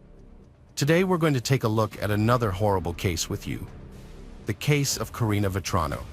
On August 2nd, 2016, Karina planned to meet her father after work to spend some quality time together. Since Miss Vetrano had moved away, family gatherings had become infrequent due to everyone's busy schedules. Karina in particular had a lot on her plate, juggling 2 jobs. Philip picked up Karina from work and took her to his home, where they shared stories about their week. Before leaving, Karina invited her father to join her for a jog, as they often did, covering several miles together. However, Philip declined, citing severe back pain that couldn't be alleviated. He offered to call her a cab instead, but Karina preferred to jog, enjoying the pleasant weather and fresh air. Moreover, she was training for an upcoming marathon to take her mind off her recent breakup. A jog was just what she needed to clear her head. That evening, the Vetrano family said goodbye to their youngest daughter, Karina, as she left for a jog at 5:45 p.m. Her usual route took her to Spring Creek Park, a peaceful oasis in the midst of the city. However, her father, Mr. Vetrano, warned her to stick to familiar paths and avoid talking to strangers, as parts of the park were overgrown with thickets and swamps. Ignoring her father's advice, Karina wandered into a secluded, grassy area in search of solitude. Tragically, her decision proved fatal. A sudden, sharp pain struck the back of her head, and she fell to the ground. As the hours ticked by, the Vetrano family grew increasingly anxious. It had been 2 hours since Karina left, and she should have been home by now, or at least answering her parents' frantic calls. But there was only silence, and a chilling uncertainty settled over the Vetrano household. Philip's anxiety grew as he sensed something was wrong, so he sought help from his neighbor, the chief of the New York City Police Department. The two were on good terms, and the chief knew Philip wouldn't worry unnecessarily. After reporting Karina missing, The police launched a search in the park area and surrounding streets, using experienced canine units. The first 24 hours are critical in missing person cases, so they utilized all available resources before nightfall. Meanwhile, Mr. Vetrano, accompanied by a group of volunteers, searched for his daughter on his own. He thoroughly combed the park, making phone calls along the way. As dusk fell, he spotted a light in the grass and upon closer inspection, found Karina's phone. Philip hoped that maybe she had simply lost her phone and hadn't notified them. Philip, her father, pushed through underbrush towards police officers but stumbled upon a lifeless young woman, partially undressed and face down. As he turned her over, his heart sank. It was his daughter Karina. A scream erupted from his lips as the truth hit him. His darkest fears realized. The news was too much for Mr. Vetrano to bear. The police, responding to his anguished screams and cries, rushed over to restrain him, carefully pulling him away from Karina's lifeless body. They explained that the area was now a crime scene, and every detail, no matter how small, was crucial evidence. To preserve the integrity of the investigation, the officers gently but firmly asked Philip not to touch or disturb anything in the surrounding area. On his way home, Mr. Vetrano was consumed by thoughts of how to break the devastating news to his wife about their daughter's passing. Memories of the past flooded his mind, including the day their second daughter was born on July 12, 1986, in Queens. He felt immense pride in her from a young age, recalling how obedient and well-mannered she was. He vividly recalled taking her to her first day of school and her academic achievements, which led to her earning a master's degree in speech pathology from St. John's University. Karina had always dreamed of helping children, particularly those with autism. She was a multi-talented individual who loved to travel, write, and engage in sports, especially running, which was a shared passion between them, bringing them closer together. As a father, he had been protective of her relationships, wanting her to be truly loved and hoping she would build a strong family like his own, eventually giving him loving grandchildren. As Mr. Vetrano returned home, the journey felt like an eternity. He paused at the entrance, taking a deep breath to calm himself. "I need to be strong for my family," he thought. "I have to pull myself together." His wife met him at the door and immediately understood the gravity of the situation from the look on his face. Kathy cried and embraced her husband, offering comfort. As the news spread, relatives and friends struggled to come to terms with what had happened. They were shocked and disbelieving, finding it hard to accept the brutal and sudden death of her. The investigation revealed that Miss Vetrano had been the victim of a brutal attack. It was clear that she had fought back. Her clenched fists and the bruises and abrasions on her body were evidence of her resistance. Her athletic clothing was torn, and the autopsy showed that the back of her skull had been damaged by a blunt object, likely a stone. However, the cause of death was ultimately asphyxiation, with a clear mark visible on her neck. The forensic examination provided disturbing evidence that Karina Vetrano's death was a violent and intimate crime. The experts' findings supported the police's initial suspicions. Traces of earth and grass were found under the victim's fingernails, suggesting that she tried to free herself from her attacker's grip. Further examination revealed that her teeth were knocked out and cracked, indicating that she bit her attacker in self-defense. The multiple scratches on her neck indicated that she used her hands to try to pry the attacker's grip loose. Karina's determination to survive is evident in her fierce struggle. In life, Karina was a creative and thoughtful person who enjoyed writing. She had starred in a short film based on her poem Paradox in 2013 and often wrote about complex topics such as love and mortality in her blog posts. Tragically, shortly after her death, another jogger's body was found in a similar location in Princeton, Massachusetts. A woman walking alone in a secluded area suffered a similar attack. At first, it seemed like the same perpetrator as in previous cases, but geneticists compared DNA samples from the crime scenes and found no connection between the crimes. Surprisingly, the DNA samples didn't match, indicating they came from different individuals. Of particular interest was the DNA found under the victim's fingernails, on her back, and on Karina Vetrano's phone. Although the DNA was present in small amounts, experts were able to analyze it, and for a long time, it remained the only lead in the investigation, offering hope of identifying the attacker. Due to the fact that most murders are committed by someone the victim knows, the police had to consider every possibility. To aid in the investigation, the victim's father, who was the first to find his daughter's body, provided a DNA sample. Unfortunately, this procedure was conducted on the day of Karina's funeral, which was a poorly chosen time. Later, all of Karina's relatives also underwent DNA testing, but none of the results matched anything. Detectives questioned Karina's family and friends to see if anyone had a grudge against Mrs. Vetrano, but they found no one who might want to harm her. Everyone they spoke to respected and loved her. Next, they considered the possibility that the crime was committed for selfish reasons, such as meeting Karina in a secluded spot and attacking her. Unable to make progress, the investigators turned to the public for help, offering a $10,000 reward for information that could identify the perpetrator. The public responded, and detectives pursued over 250 leads, conducted 600 DNA tests, and compiled more than 1,700 reports. However, all their efforts were in vain, and it seemed that the perpetrator might not have a prior criminal record, which made the investigation even more challenging. Then on August 31, 2016, a utility worker came forward with information, saying he had been in a restricted area of the park when Karina died, and had seen a man emerging from the bushes, who then ran north.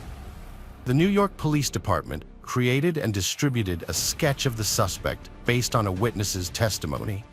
However, by December 2016, they began to consider the possibility that the person in the sketch might have been an innocent bystander who was simply in the wrong place at the wrong time. Unfortunately, the release of the sketch did not generate any new leads, and the investigation stalled once again. On December 4, 2016, the FBI joined the investigation into Karina Vetrano's death. They created a psychological profile of the perpetrator, suggesting that the individual was very familiar with the area, particularly the park where the incident occurred. This led them to believe that the attacker might have lived or still lives nearby. However, the FBI thought that the perpetrator was now avoiding the area, fearing capture. The police realized that the perpetrator had chosen the quiet, overgrown area of the park to commit the crime because it was easy to conceal his actions. Following this theory, the police screened local African-American men, but this did not produce the desired result. Chanel Lewis, a young African-American man who lived in a low-income housing complex in Brooklyn, about 4 or 5 miles from Spring Creek Park, did not stand out as a suspect at the time. Chanel lived with his mother, 3 sisters, and their children. He had been diagnosed with paranoid schizophrenia, but this didn't hold him back from graduating from a special school for students with emotional and behavioral issues. In school, Chanel was a quiet loner who was often bullied by his classmates. They would tease him about his clothes and appearance, and some girls even intimidated and punched him.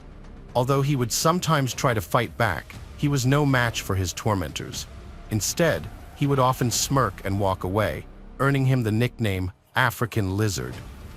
Despite this, a classmate named Danielle remembered Chanel as a smart kid with good grades who liked to share funny videos on the bus.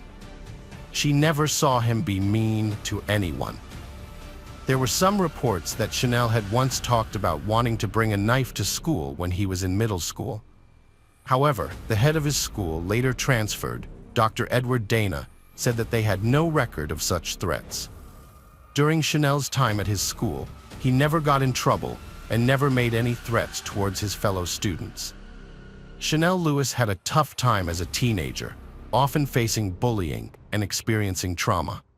Despite this, he dreamed of working in social services to help people in need. When conflicts arose at home, he would take long walks, frequently visiting a local park. Lewis had a few minor run-ins with the police, including 2 incidents in Spring Creek and another for public urination in May 2016. In another incident, a store owner accused Lewis of loitering in his shop with a crowbar. When the police responded, they checked Lewis's ID and let him go, since he didn't have a prior record. Although this incident seemed minor at the time, it would later become crucial in the investigation into Karina Vetrano's death, which occurred in February 2017. Detective John Russo remembered a crucial detail from the investigation: a suspicious young man in a hoodie who would often lurk in the park, walking slowly and stopping in front of houses as if scouting for potential burglary targets. Although Russo lost sight of him, he didn't forget the encounter. The next day, a store owner reported an incident, and a teenager matching the description came to the police's attention. 2 months into the investigation, Russo revisited the memory of the suspicious individual, wondering if he might have witnessed something crucial, leading investigators to focus on Chanel Lewis. As they dug deeper into Lewis's background, his peculiar behavior, and a disturbing claim that he had expressed a desire to harm girls raised serious concerns and suspicions. With no other leads, the police decided to concentrate their efforts on Lewis. After Karina's death, it was discovered that Chanel Lewis had left his family's home after an argument and went to the park. When he returned, he was disheveled and had torn clothes, bruises, and abrasions.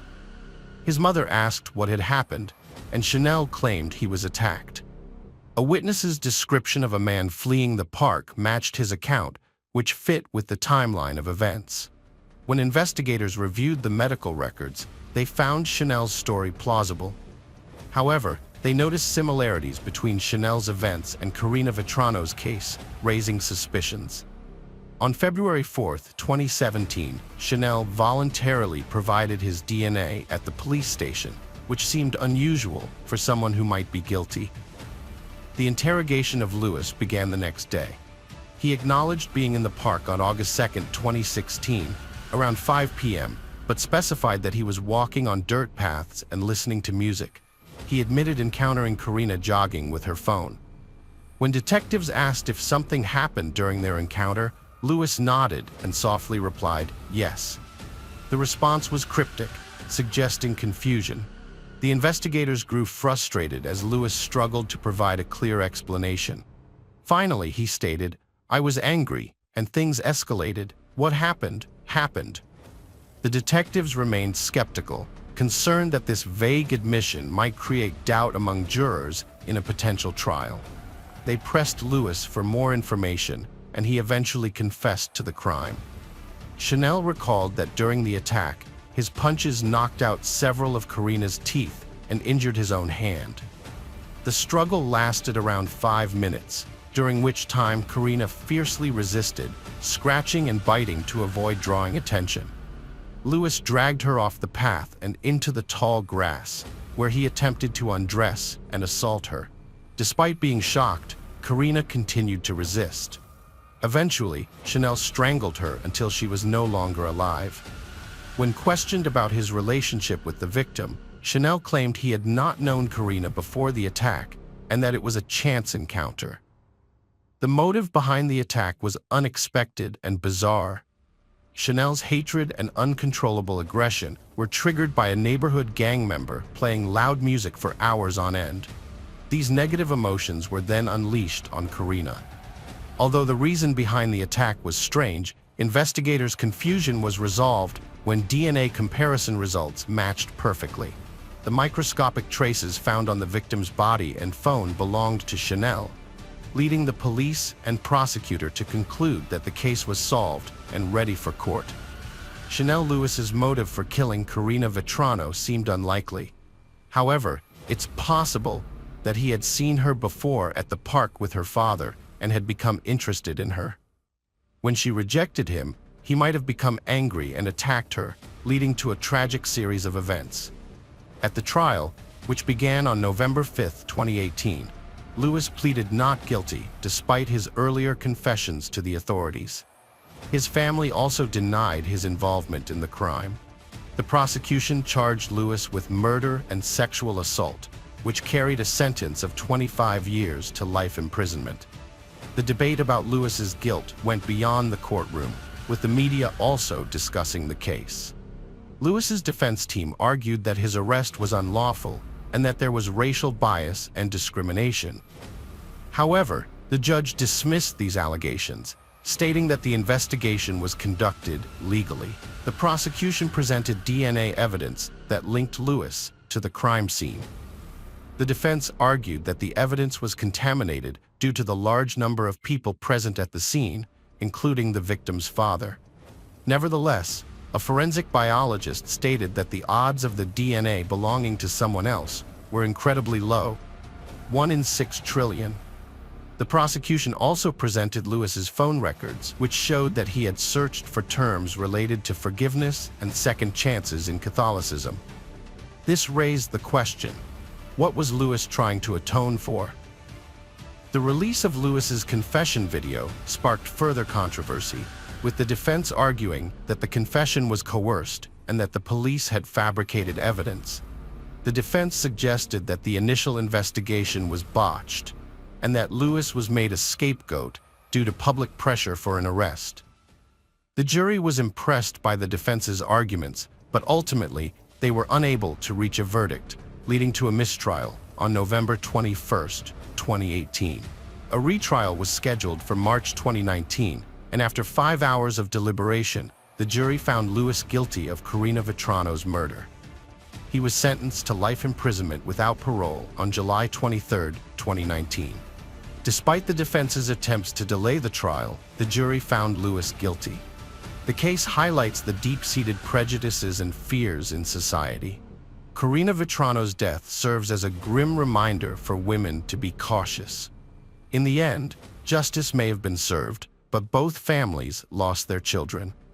The hope is that the truth was uncovered and that an innocent man is not behind bars while the real perpetrator remains free. Hello friends, welcome to our channel. Today we're going to take a look at another horrible case with you, the case of Danilo Cavalcante. Danilo Cavalcante was born on July 3, 1989, in Esto, a municipality in the state of Maranhão, Brazil. Unlike many children, he wasn't pampered or comforted with bedtime stories. He didn't have the luxury of being escorted to school at a young age. Instead, he grew up on the streets, a common experience for children in poor Brazilian neighborhoods. The environment in Brazil's favelas was marked by extreme poverty, low living standards, and high unemployment rates. These challenging conditions created a breeding ground for street crime to flourish. When you're exposed to poverty, lack of basic necessities, and violence from a young age, your instincts for self-preservation kick in. People survive by any means necessary. Unfortunately, many individuals who grow up surrounded by violence often resort to similar behavior because it's all they know. The Brando family easily adapted to their new life, enjoying their cozy home and improved lifestyle. Deborah and her sister Sarah were extremely close, not only working together at their cleaning service, but also frequently talking on the phone throughout the day. They had achieved the peaceful and happy life they had moved to another country for. However, a chance encounter would soon alter the course of their lives forever. While spending a day off with her children at the park in 2020, Deborah met Danilo Cavalcante, a 31-year-old fellow countryman. A strong bond quickly formed between them. Danilo was very attentive to Deborah and kind to her children, which made her fall in love with him. She believed she had found a trustworthy and suitable partner. After a few months of dating, they rented a small house and started living together as a family. Initially, everything seemed perfect, but over time, Danilo's hot-tempered and emotional personality began to surface. As his relationship with Deborah deepened, he became increasingly jealous and possessive. Baseless mistrust gradually turned into complete control in their relationship. Scandals erupted repeatedly, leading to violent outbursts. Every night, Dino would get drunk and return home as a completely different, angry person. He demanded total submission from Deborah, punishing her severely in front of the children if she resisted. Despite his abuse, Deborah refused to back down and fought to protect her children. Fed up with the mistreatment, Deborah fled to her sister's home and eventually sought help from the police in the court, obtaining a restraining order to keep Cavalcante away. However, Cavalcante continued to stalk her, threatening violence if she tried to end the relationship permanently. Terrified for her life, Deborah began to investigate Danilo Cavalcante's true identity. By reaching out to acquaintances in Brazil through social media, she uncovered information about his past life and reasons for entering the United States. The truth about her lover's deception left Deborah in shock. On November 5, 2017, Danilo Cavalcante shot and fatally wounded his 20-year-old friend, Walter Jr., Moreira dos Rios in Figueroa, Brazil, over a dispute about a car repair debt. Cavalcante fled the country before authorities could arrest him due to a delay in registering the arrest warrant in the National Warrant Registry.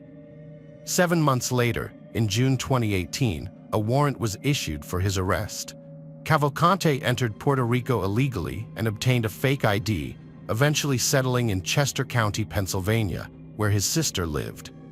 After Danilo's true identity was revealed, Deborah demanded that he leave her alone, threatening to expose his secret if he refused. However, this ultimatum proved to be a fatal mistake. On the evening of April 18, 2021, Deborah was walking with her children in front of her house, chatting quietly with an elderly neighbor while her kids played nearby. Danilo approached her, and the neighbor, who remained waiting, watched as they conversed calmly. But without warning, Danilo pulled out 2 knives and launched a brutal attack on Deborah. As she fell to the ground, he stabbed her repeatedly. Her terrified children screamed for him to stop, but Danilo was consumed by his own agony. He inflicted a total of 38 stab wounds on Deborah. A horrified neighbor attempted to stem the bleeding and provide emergency aid. Meanwhile, Deborah's daughter rushed to the neighbor's house to call for help and summon emergency services. Deborah Brendo was rushed to Pio Hospital, but sadly succumbed to her injuries. Meanwhile, Danilo Cavalcante fled Pennsylvania to evade arrest, remaining at large for several hours until he was eventually apprehended by Virginia State Police. Danilo Cavalcante was extradited to Pennsylvania and arrested in Chester County on August 16, 2023, pending trial for first-degree murder. The investigation revealed that Cavalcante had refused to accept the end of his relationship with Deborah and had subjected her to domestic violence and intimidation since 2020. During the trial, Deborah's child, who was present during the traumatic event, gave emotional testimony, recalling the horrific details of that day. The jury quickly reached a guilty verdict, sentencing Cavalcante to life in prison without parole. After the verdict, Cavalcante was taken to the Chester County Jail in Pocopson, where he awaited transfer to a federal prison. However, on August 31, 2023, at around 9 a.m., he escaped from the jail by climbing up a chimney, using the narrow space between 2 walls in the exercise yard to bypass the barbed wire fences and evade surveillance cameras. Danilo Cavalcante escaped by walking up the roof, running across it, climbing over the fence, and pushing through the barbed wire. This was a surprise, as prison officials thought they had fixed all the weaknesses in the prison system after a previous escape by Igor Bull. They had even added more barbed wire after another inmate, Igor Bolta, escaped a few months earlier. The authorities quickly launched a massive search for Danilo Cavalcante, with alerts going out everywhere.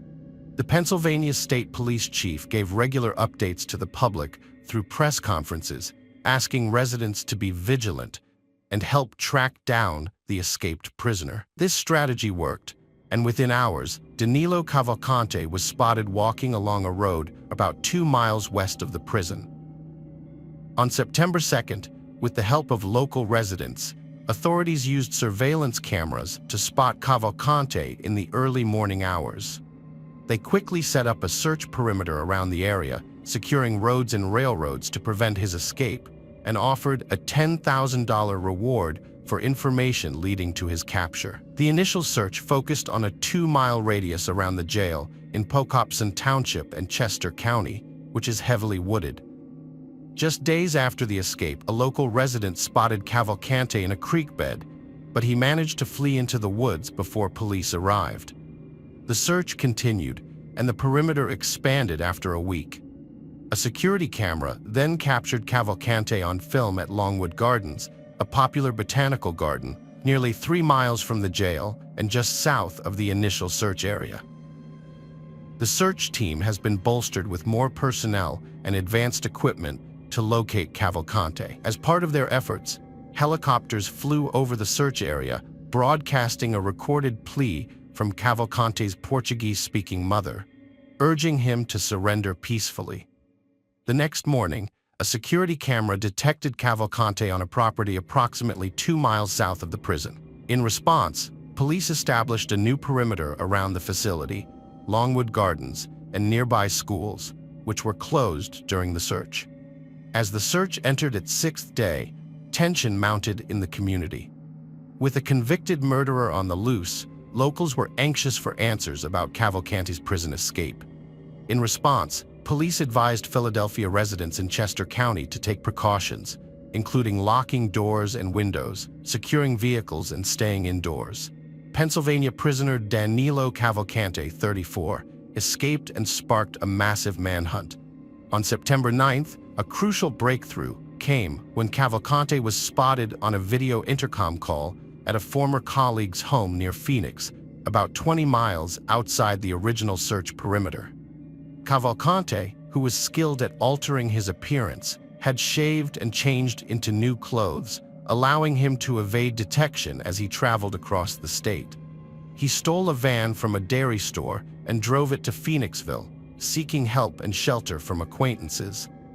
The abandoned van was found the next morning, September 10th, in a field in suburban East with an empty gas tank. As the search continued, the focus shifted to northern Chester County, and authorities updated the search perimeter. On September 11th, Cavalcante was added to the Interpol list, and the reward for information on his whereabouts was increased. That night, a local resident called emergency services to report a burglary at his garage, describing a suspect matching Cavalcante's description. The homeowner defended themselves by shooting the intruder, Cavalcante, 7 times. Despite being injured, Cavalcante managed to flee the scene and steal a .22 caliber rifle with a scope and flashlight from the home. When police arrived, they found Cavalcante's sweatshirt and shoes near the house. After identifying the perpetrator and learning the time he was now armed, police warned residents in the South Coventry neighborhood to secure their properties by locking doors, windows, and vehicles, and to stay indoors if possible for their safety. A breakthrough came around 1 a.m. on September 13th when an aircraft equipped with thermal imaging technology detected Cavalcante in the woods. However, due to poor weather conditions, police had to wait until sunrise to approach the location. Just after midnight, a security alarm went off within the search perimeter, leading authorities to the suspect's location. According to officials, the thermal imaging technology played a crucial role in tracking down Cavalcante, ultimately leading to his capture. On September 13th, around 8 a.m., the police found Danilo Cavalcante, a dangerous criminal, asleep with a stolen rifle. He attempted to flee by crawling into dense undergrowth, but a police dog named Yoda caught him by biting his head and holding him until the police arrived. According to Lieutenant Colonel George Biven, Yoda inflicted minor head injuries on Cavalcante during the capture. Biven explained that the police were able to approach quietly, which gave them the element of surprise, allowing them to capture Cavalcante without anyone getting hurt. Immediately after his capture, Cavalcante was questioned and revealed that he had survived on watermelons and creek water, traveled only at night, and even had a close call with a police officer while hiding. He had planned to steal a car and escape to Canada. Since being returned to prison, Cavalcante has been charged with multiple crimes related to his escape, including burglary, trespassing, and theft. Following Cavalcanti's capture, local and state officials, including Pennsylvania Governor Josh Shapiro, expressed their gratitude to the numerous law enforcement officers who contributed to the search. Following Cavalcanti's escape, the police set up a perimeter several miles in each direction. The Chester County Jail Board, responsible for overseeing the Chester County Jail, faced intense criticism from local residents for failing to prevent Cavalcanti's escape. Residents argued that the jail had the opportunity to implement necessary security upgrades after Igor Bohl's escape attempt on May 19th, and that these upgrades could have potentially prevented Cavalcanti's escape, as he used the same method as Bolta. The prison has taken action against the guard who was on duty during Cavalcanti's escape on September 7th, citing that the guard had a clear chance to stop Cavalcanti during the escape. Following the recapture of the offender, the Chester County Jail has implemented new security measures, including the installation of a tin roof over the area where Cavalcanti climbed up 2 walls to reach the roof and escape. Pennsylvania Governor Josh Shapiro emphasized that Chester County officials need to provide answers regarding the escape, considering the prison's past history. He praised the collective effort of law enforcement agencies and local residents who worked together to apprehend and bring to justice Danilo, the offender who will now face punishment and remain behind bars. Hello friends, welcome to our channel. Today we're going to take a look at another horrible case with you, the case of Fusako Sano. Fusako Sano, later known as Sachiko Yamada, was born on November 28, 1980, in Mitsuke, a small town in Niigata Prefecture, Japan. She came from an average-income family and was a beloved child. She attended a local school, enjoyed baseball, and supported the local team. On November 13, 1990, 2 weeks before her 10th birthday, Fusako, then in the 4th grade, was walking home from school after staying late to watch a baseball game. Her parents were aware of her schedule, so they weren't worried when she walked home alone on her usual route. The cold autumn evening was dark, with few pedestrians and cars passing by quickly. Suddenly, a car overtook her and screeched to a halt, swerving in front of her. This sudden event marked a turning point in Fusako's life. Nobuyuki Sat, the kidnapper, was born on July 15, 1962, in Niigata Prefecture, Japan, into a wealthy family. His family's successful business was related to passenger transportation. As the youngest child, Nobuyuki was spoiled and capricious, with no limits set for him. He was emotional and sometimes aggressive when his demands weren't met immediately.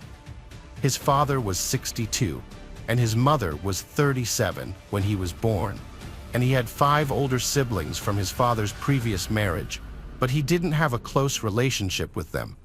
Nobuyuki's behavior was often erratic and challenging. On one occasion, he even threw a tantrum in a store, physically lashing out at his mother when she refused to buy him another toy. At school, his peculiar behavior and difficulty interacting with others made it hard for him to make friends. His tall stature, which embarrassed him, led to teasing and unkind nicknames, causing him to slouch to try to minimize his height. Despite his father's efforts to provide him with a comfortable and spacious room in their luxurious European-style home, Nobuyuki was unhappy and afraid to be alone in the room. His restless behavior and irrational fears prompted his parents to seek professional help from a doctor. The boy was first examined at a regular hospital and then sent to see a psychiatrist. The psychiatrist diagnosed him with several anxiety disorders, including a fear of the dark, a fear of germs and dirt, and a unique combination of 2 other phobias. On one hand, he had autophobia, which is a fear of being alone. On the other hand, he also had sociophobia, which is a fear of social interactions. This meant that he was equally afraid of being by himself and of being around other people. Nobuki was a loner throughout his life. Despite being attractive, he never had a girlfriend in high school, nor did he have any friends. His peers shunned him, and he became an outcast. As a result, he took out his frustrations on his elderly parents, who always forgave him and tried to make him happy with gifts and money. As an adult, Nobuki struggled to hold down a job. He frequently got into trouble, clashed with coworkers, and neglected his responsibilities, making him unemployable. He would often leave work early for frivolous reasons, such as feeling sad because it was raining. On one occasion, he intentionally hurt a female colleague, likely to get her attention. The incident was deemed an accident, but Nobuki was immediately fired. He never found another job and relied on his parents for financial support.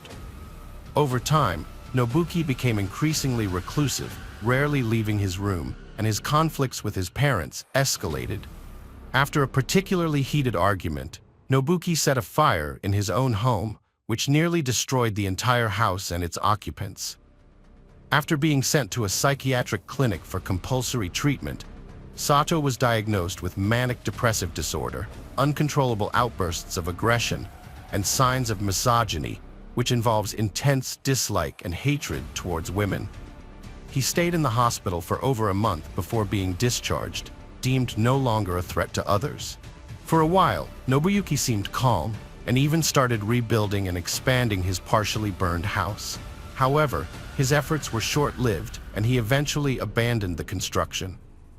As time passed, Sato became increasingly withdrawn and isolated, spending most of his time alone in his room watching TV. He started to shut out his parents, refusing to let them enter not only his room, but also the entire second floor. If they violated this boundary, he would lash out at them violently, shouting and threatening them with death. In the spring of 1989, Nobuyuki began taking walks near a local school, where he would closely observe the female students. Initially, he kept his distance and didn't attempt to approach or contact anyone. However, one day, he suddenly grabbed a 9-year-old girl at the school gate, threw her over his shoulder, and ran to his nearby parked car. The incident occurred in front of other children, who immediately shouted for help. A school security guard and bystanders quickly responded, rescuing her and detaining Nobuyuki before the police arrived. Unable to explain his motives, Nobuyuki was charged with attempting to commit violent acts against a minor. He faced a potential prison sentence, but during his trial in August 1989, Nobuyuki received only a year's probation. According to some reports, his father's connections and payment of a large sum of money influenced the outcome. Furthermore, Nobuyuki's name was mysteriously removed from the database of prosecuted criminals soon after. Here, his father's efforts also played a role, but ultimately backfired. The elderly man worked tirelessly to clear his son's name, but in the process, he suffered a heart attack and died in the hospital. Soar was overcome with shame and regret for raising a monstrous individual. A year and a half after the initial failed attempt, the 28-year-old Soar kidnapped a girl in Nagata. Despite his calm demeanor, he remained under the radar of the police, and the incident near the school in the spring of 1989 was all but forgotten. On November 13, 1990, Nobuyuki Sato went for a drive around the city, eventually finding himself on a deserted road in the evening. There, he came across 9-year-old Fusako Sano, who was walking home from a delayed school event. The area was isolated, with no people or cars in sight, leaving Fusako with no one to turn to for help. Sato suddenly stopped his car in front of Fusako, got out, and grabbed her while holding a knife. He threatened to slit her throat if she screamed or tried to escape. He then forced her into the trunk of his car and drove further down the road. Eventually, he stopped in a vacant lot, where he tied Fusako's hands and feet and taped her mouth shut. Once night fell, Sato drove back to his house, taking Fusako out of the trunk and carrying her to his room through an unfinished part of the building to avoid detection. He then left his room, re-entering through the front door as he normally would. Back upstairs, he threatened Fusako with the knife, ordering her to be silent.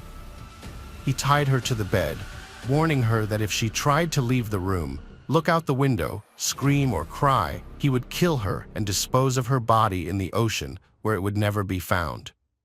She was terrified and obeyed the kidnapper's every command, still holding on to hope that he would show mercy and release her. Meanwhile, the search for the missing girl began when Fusako failed to return home from school. Her parents grew worried because they knew she had planned to stay late to watch a baseball game. But since it was already dark outside and she was long overdue, they knew something was amiss. Initially, Fusako's parents tried to locate her on their own, retracing her usual route from school to home, but their efforts yielded nothing. As night began to fall, they sought the police's help, hoping that swift action would lead to her prompt recovery. The police launched a search operation, which was soon bolstered by dozens of local volunteers who joined the effort by the next morning. The search for the missing girl continued the next day, with over 200 people involved. They thoroughly searched the area, posted flyers with her picture, and talked to people who might have seen something. Interestingly, Nobuyuki lived close to her school and the police station. Moreover, he had a history of attempting to kidnap her, yet he was not considered a suspect. Thanks to his father's efforts to keep his son's name out of the criminal database, the search lasted for months, covering many areas, including empty buildings, vehicles, and highways. Despite the extensive search, no leads or clues about her disappearance were found. Investigators explored various possibilities, including the unlikely suggestion that North Korean agents might have been involved in the abduction. As time passed, the search for Fusako Sano was unsuccessful, and she remained a captive of Nobuyuki's obsession. Initially, Fusako was terrified and obediently followed her captor's orders, hoping that he would eventually show mercy and release her. However, Nobuyuki had no intention of letting her go, at least not for the first few months. To maintain control, Nobuyuki bound Fusako's hands and feet extremely tightly, restricting blood flow and causing her to lose feeling in her limbs. He punished even the slightest disobedience or noise with a stun gun, beat her on the head and body, or threatened her with a knife. Despite his cruel treatment, Nobuyuki never sexually exploited Fusako during her captivity. Instead, he viewed her as a living toy or pet, someone to talk to and dominate. Nobuyuki would sit with Fusako, feeding her 1 or 2 meals a day, prepared by his mother who lived on the first floor. Due to her severely restricted diet, she became extremely weak and malnourished. The man prohibited her from leaving her bed, forcing her to use plastic bags as a toilet, which he would then dispose of in the unfinished part of the house. Once a month, he bathed her in a basin, cutting her hair and nails himself, and dressing her in his own tattered clothes. Despite her obedient behavior, the kidnapper regularly beat her for entertainment, practicing various fighting techniques on her. After several years, Fusako's spirit was finally crushed, and she surrendered to her tormentor's demands, no longer attempting to escape or even glance out the window. Eventually, the man stopped restraining her when he left the room, leaving the door unlocked. He would simply cover her with blankets or towels, making it seem as though no one was underneath. Over time, Nobuyuki began to permit Fusako to listen to the radio and watch TV with him, but only if it was something that interested him, such as Scottish programs or sports matches.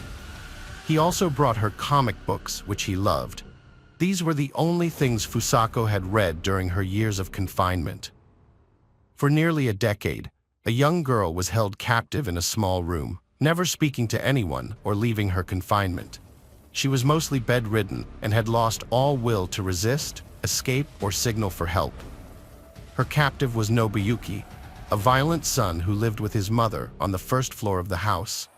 His mother was too afraid to enter his room, fearing physical harm if she disobeyed his rules. When Nobuyuki took she prisoner, he forbade his mother from visiting the second floor.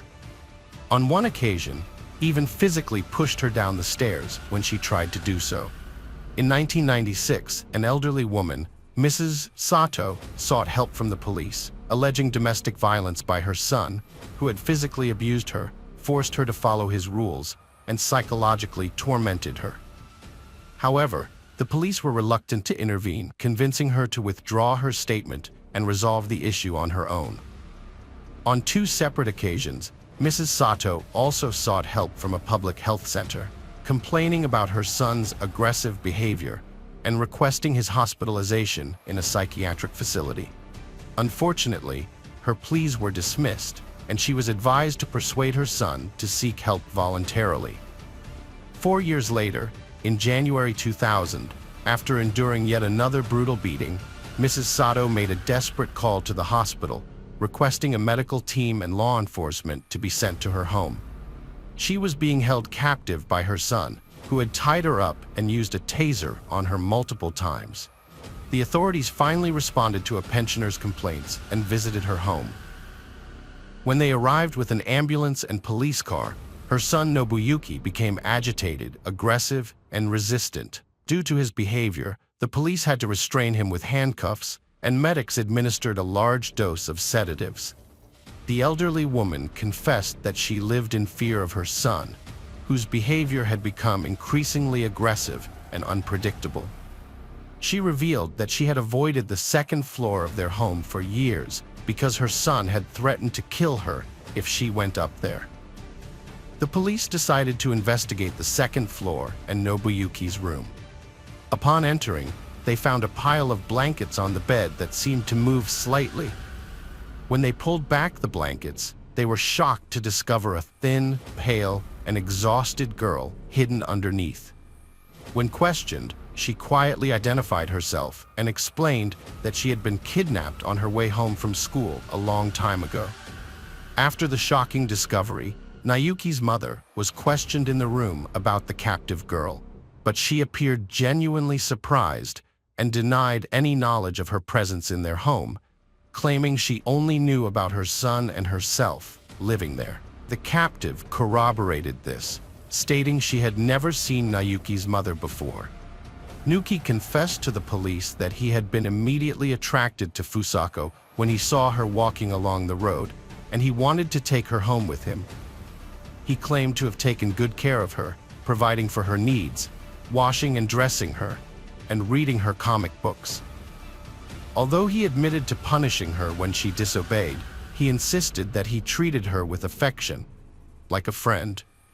Nuki believed that Fusako had feelings for him and was happy to stay with him.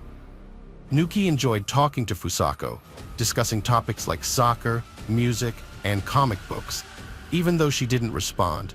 He noted that he never locked his bedroom door, and yet Fusako never tried to escape, leading him to believe that she was content living with him. The medical examination revealed that Nuki was capable of understanding his actions despite his mental disorder, and he could face trial. His mother could be considered an accomplice because she regularly bought feminine hygiene products for her son, which might have raised suspicions. However, the fact that she consistently reached out to the police and medical institutions for help was taken into account.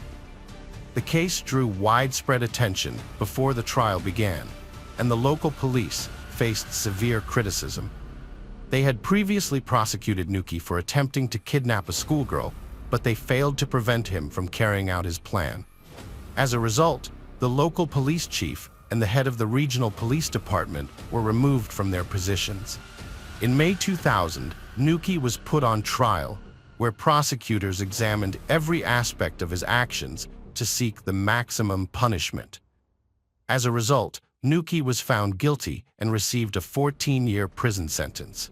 Nuki was released in the spring of 2015, but his mother had passed away by then, leaving him with no living relatives. Unfortunately, he was found dead in a small rented room in early 2017, and the cause of his death remains unknown. Fusako's life was devastated by the ordeal. When she was finally discovered, she was extremely weak, malnourished, and had severe muscle atrophy. She had developed a stutter, was afraid of sunlight, and had almost lost her ability to communicate. Her parents didn't even recognize their own daughter when they saw her for the first time in nearly a decade. After the ordeal, Fusako took around a year to regain her physical strength, but her mental recovery was much slower. She suffered from severe post-traumatic stress disorder, became reclusive, and her cognitive development was stunted at a level comparable to a 9 to 10-year-old child. To escape the media frenzy, her parents moved her to a new town, where she adopted the alias Sachiko Yamada and refused all press interviews. Over time, Sachiko gradually built relationships, developed a passion for photography, and even managed to pass her driver's license exam. Tragically, in 2007, she experienced another devastating blow when her father accidentally drowned in front of her during a family outing to a pond. Hello friends, welcome to our channel. Today we're going to take a look at another horrible case with you. The case of Brett Ryan. Brett Ryan was raised in a loving and prosperous Canadian family with 3 brothers. His parents, Bill and Susan, set a positive example and taught their children valuable life lessons.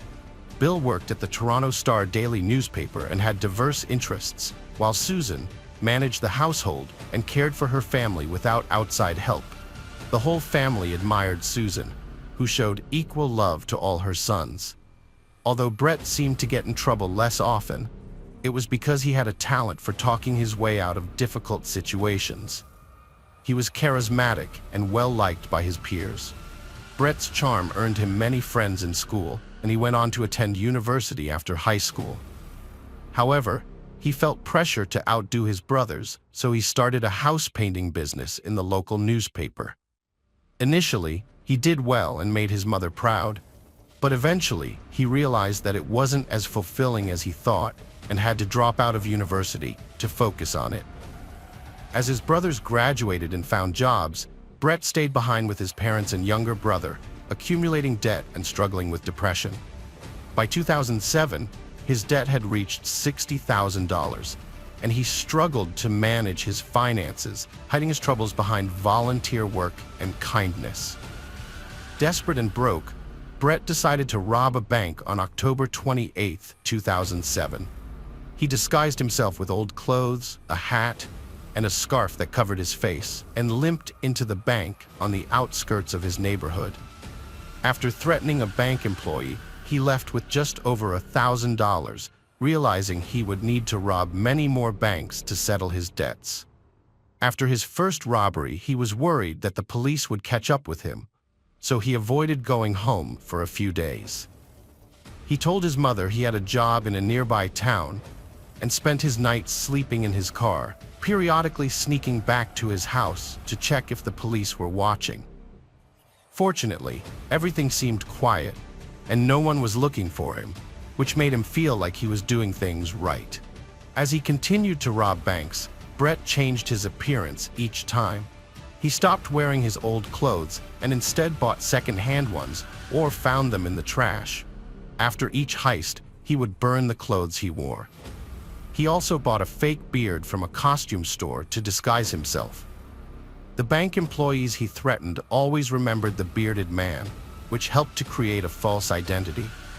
The Toronto newspapers wrote about the bearded robber, but Brett never made a large sum of money from his crimes. The most he stole was $3,000. Eventually, his luck ran out, and the police spotted his car on surveillance cameras, following him all the way home. By then, they still didn't have concrete evidence to prove his guilt, so they decided to keep an eye on the suspect. For 15 days, Brett didn't commit any robberies, which was unusual since he typically struck every 3 or 4 days. The police were starting to think they had the wrong guy and were wasting their time. However, their luck changed when Brett left his house, got into a car, and later got out near a bank wearing a disguise. He entered the bank, stayed for a bit, and when he tried to exit, the police were waiting to arrest him. After months of searching, they finally caught the notorious bearded robber. Brett was investigated for 7 months and charged with armed robbery. Interestingly, despite having a permit to carry a gun, Brett never brought a weapon with him during his robberies, not even a kitchen knife. Brett was arrested and faced 19 charges, leading to a prison sentence. He, along with his family, filed multiple appeals, which resulted in 11 charges being dropped. Once eligible, Brett applied for parole and submitted a petition. In it, he explained that he had committed the crimes while struggling with severe depression, resulting from 2 failed relationships and significant debt. Brett emphasized that he had not used weapons and had no intention of harming anyone during the crimes. The parole board accepted his remarks, but required him to undergo a psychological evaluation. This had a positive impact on Brett, and he took the opportunity to reconnect with his family, with whom he had not communicated while incarcerated. The parole board noticed the positive changes in Brett and granted him early release on November 24, 2010. However, his newfound freedom was bittersweet and even more challenging than before. Before his imprisonment, Brett was a painter carrying emotional burdens. After his release, he was a bank robber and ex-convict with a tarnished reputation. After the robbery incident, Brett struggled to find a job due to his notorious reputation. Even people who initially hired him for house painting services would cancel once they recognized him as the bearded robber. To make matters worse, their neighbors, who once admired Susan's garden and frequently visited, began spreading unpleasant rumors about the family. As a result, the Ryan family decided to sell their house and move to Scarborough.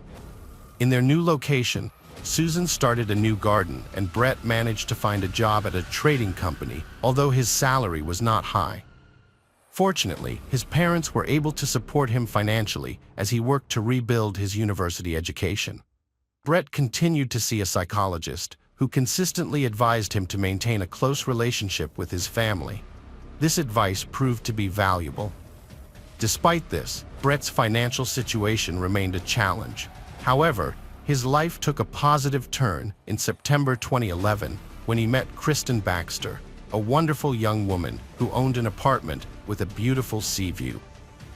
She maintained a healthy lifestyle through sports and didn't concern herself with Brett's past. The couple enjoyed traveling together, including a trip to Australia. Brett's parents were thrilled to see their son happy and believed Kristen would encourage him to reach his full potential and become a responsible member of society. Brett's life was improving, but an unexpected event occurred that threatened to derail his progress. His father's sudden passing was a devastating blow, and Brett's depression began to resurface. To cope, he increased his visits to a psychologist and devoted more time to supporting his mother financially, although his own funds were limited. As their long-term relationship evolved, Brett knew it was time to take a significant step. No longer just careless teenagers, the young couple needed to build a life together. Deeply in love with Kristen, Brett decided to make a heartfelt proposal. He had saved up some money and discussed his plans with his mother, wanting to make the proposal unforgettable and impossible for Kristen to refuse.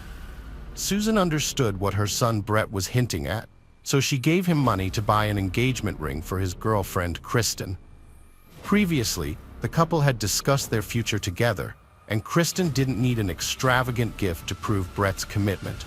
However, Brett wanted to make a grand gesture and purchased a gold ring with a large diamond for her. Needless to say, Kristen accepted his proposal. Once engaged, the couple began making wedding plans.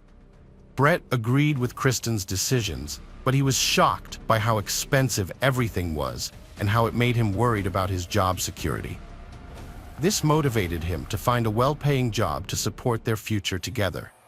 He discovered an engineering job opening at a large tech company, created a resume, and applied for the position. After a successful interview, he got the job, which thrilled him. Brett excitedly shared the news with Kristen and his mother, and he even asked his mother for money to buy a fancy suit for his new job. Brett's mother had agreed to buy him a suit for a job interview. However, just after the purchase, the company called to inform him that his application was rejected due to his criminal past, which the security service had discovered. Brett was devastated by the news and felt like giving up. He questioned the point of continuing with the interview process if no one wanted to hire an ex-criminal, regardless of his attempts to reform. Disheartened, Brett decided to abandon his university studies and instead use the money his mother and brothers had given him to finance his wedding to Kristen. He didn't inform his family or counselor about his decision to drop out of university, nor did he share the news about being rejected for the engineering job. Brett created a false image of himself as a successful businessman. He'd dress up in a suit and tie, then change into painting clothes on his way to work. He lied to his relatives, telling them he worked in an office, and supported this fiction by posting photos on social media that he downloaded from the internet. When he was with his family, Brett would often pretend to receive important work calls, making excuses to take care of urgent business matters. He was skilled at deceiving those around him, and no one suspected that he was actually just a house painter. In September 2016, Brett's 5-year relationship with Kristen was nearing its climax as they planned their wedding. He even agreed to rent an expensive restaurant that would cost $100 per guest. The Ryan family was overjoyed, believing that Brett had finally turned his life around, with a prestigious job, a fancy apartment, and a beautiful fiancée. Brett's lies had spiraled out of control, and there was no escape from the consequences. With the wedding only a month away, he had invested heavily in the event. To foot the bill, he repeatedly borrowed money from his mother, and when she could no longer help, he shamelessly demanded that she get a better-paying job. Around the same time, he planned an extravagant bachelor party in August, inviting all his friends and brothers. As his web of lies began to unravel, Brett confided in his counselor about the situation. For a year, he had deceived his family into believing he worked as an engineer for a technology company. The psychologist was dismayed that his longtime client had gone astray again and advised Brett to confess everything to his mother. After much contemplation and procrastination, Brett finally came clean to her. His mother was outraged, having proudly told everyone about her supposed wonderful son. She insisted that Brett reveal the truth to Kristen, threatening to expose him herself if he didn't comply. Moreover, she warned him that his brothers were already aware of the situation and sided with her. Brett couldn't muster the courage to confess to Kristen, having struggled to tell the truth to his mother in the first place. Brett knew the wedding was only a month away, but he remained silent about his lies, even though it would be better for Kristen to know the truth beforehand. He was unsure what he was hoping to achieve by keeping quiet, but he couldn't shake the thought that his mother might expose him to Kristen, causing a scandal. Every time Kristen's phone rang, Brett's heart skipped a beat, fearing it was his mother calling to reveal his secrets. He breathed a sigh of relief when it was just a friend inquiring about the wedding plans.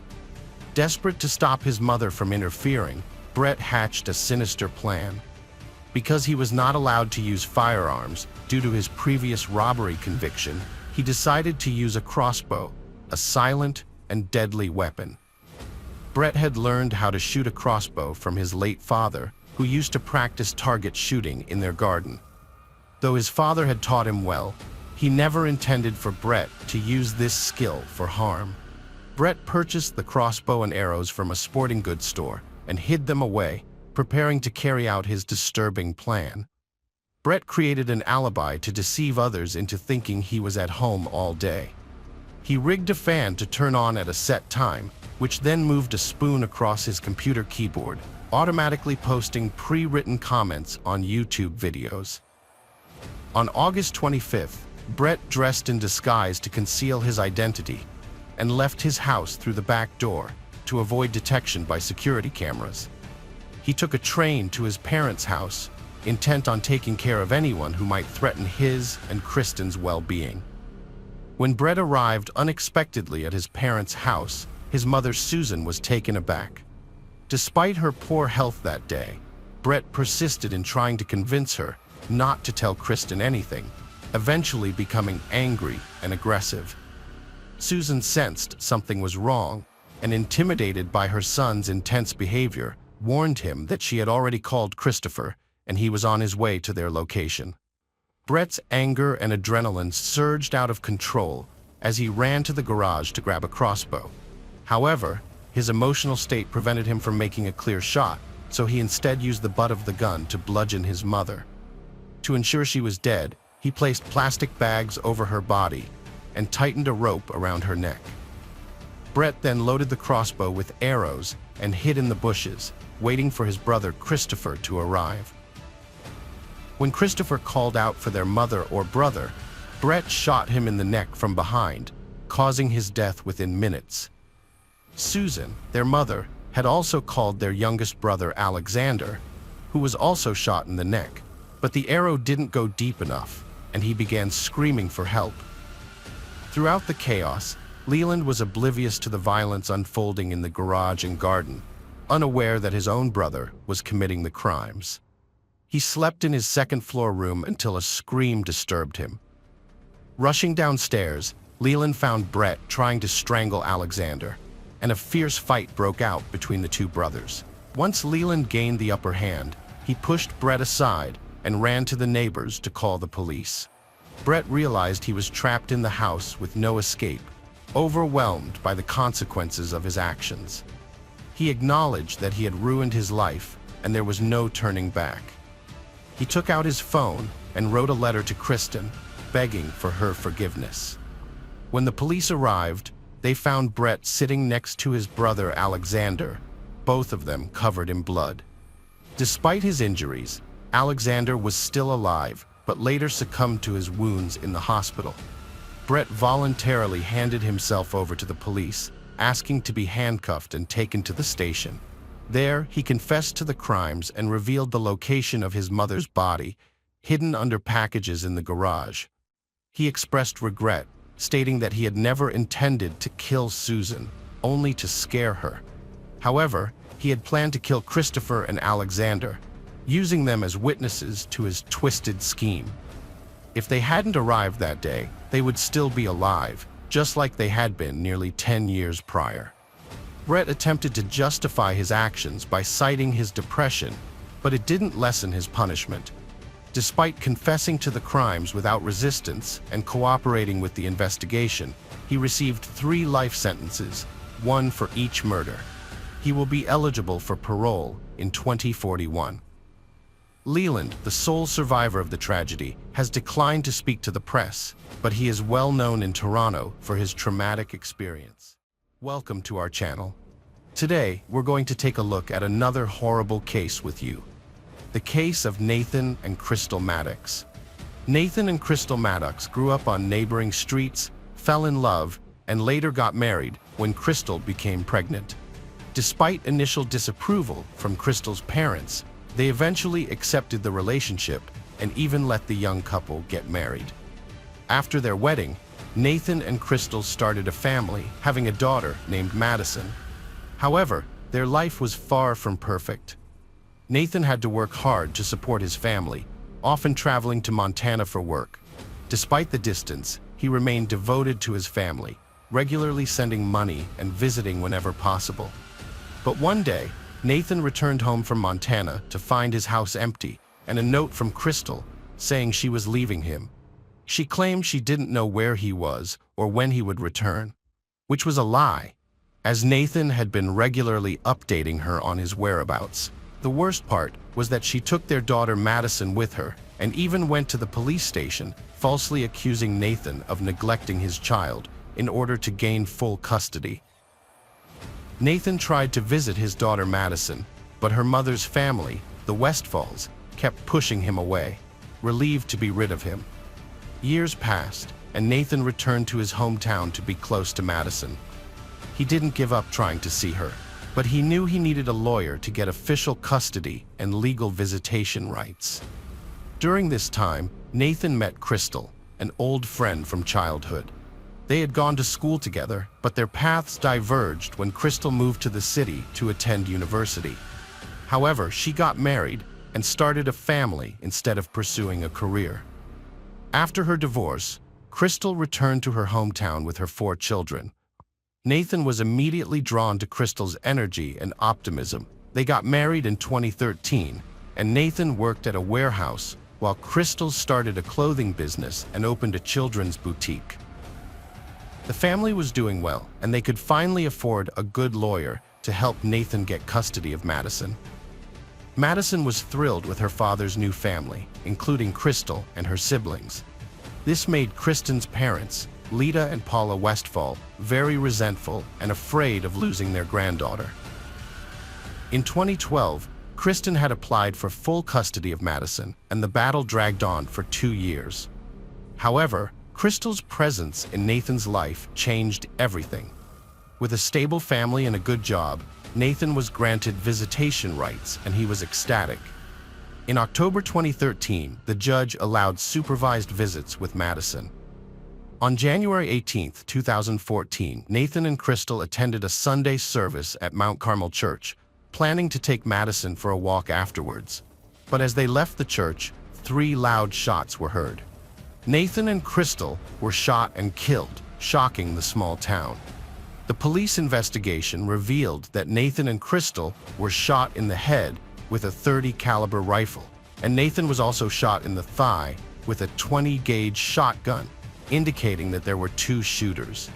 The investigation continued, with interviews of witnesses, acquaintances, and relatives, including Kristen's family. The Westfall's behavior shocked investigators. Instead of grieving Nathan's death, they seemed to be hiding their joy. Paul Westfall even faked a seizure, claiming he was too shocked to believe the news. It was clear they were involved in the murder, but the motive remained unknown. Kristen was the first to be interviewed, and her demeanor was eerily calm, and that despite her long history with Nathan and their shared child. She provided strange details about him, only highlighting the negative aspects of their relationship. Kristen claimed she knew who killed him, mentioning that Nathan had been involved with dangerous motorcycle gangs in Montana. One gang member had even threatened to kill him at his mother's house. Although this story checked out, it turned out to be an empty threat due to a broken motorcycle. As an alibi, Kristen said she was at the grocery store with her father, Paul, on the day of the crime. Surveillance footage confirmed their presence at 10:57 a.m. Paul told the same story, but as a hunter with access to firearms, his hands were tested for gunpowder residue, which came back negative. However, his reaction to Nathan's death seemed suspicious, leaving a sliver of doubt about his sincerity. Further investigation revealed that Nathan was involved in a bitter custody battle with Kristen over their daughter. He was close to gaining custody, which the Westfall family strongly opposed. This desperate battle might have been a motive for the murder, but the police had no concrete evidence to arrest anyone. The family consisted of 4 people, and 2 of them were the shooters. Investigators were yet to figure out who pulled the trigger or if they had hired a killer. Focusing on the key player in the controversy, Madison Maddox, the police decided to act.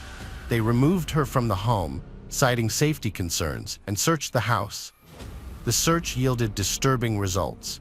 A gun was easily accessible, and illegal drugs were scattered around the house. In 2013, Kristen was arrested and charged with possessing a controlled substance. Despite this, she continued to live with her parents and daughter, defying court orders. In 2014, Child Protective Services discovered a used syringe with illegal substances and a gun on Kristen's nightstand, leading to Madison being taken into temporary custody.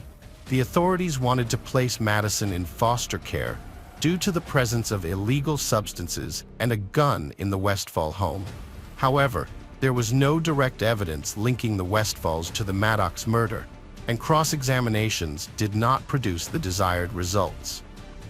To pressure the Westfalls, the police focused on 18-year-old Cameron, the most vulnerable family member. They threatened him with life imprisonment for his family and the death penalty for the direct killers if he didn't cooperate. Fearing for his family, Cameron agreed to work with the investigation and revealed the details of the crime.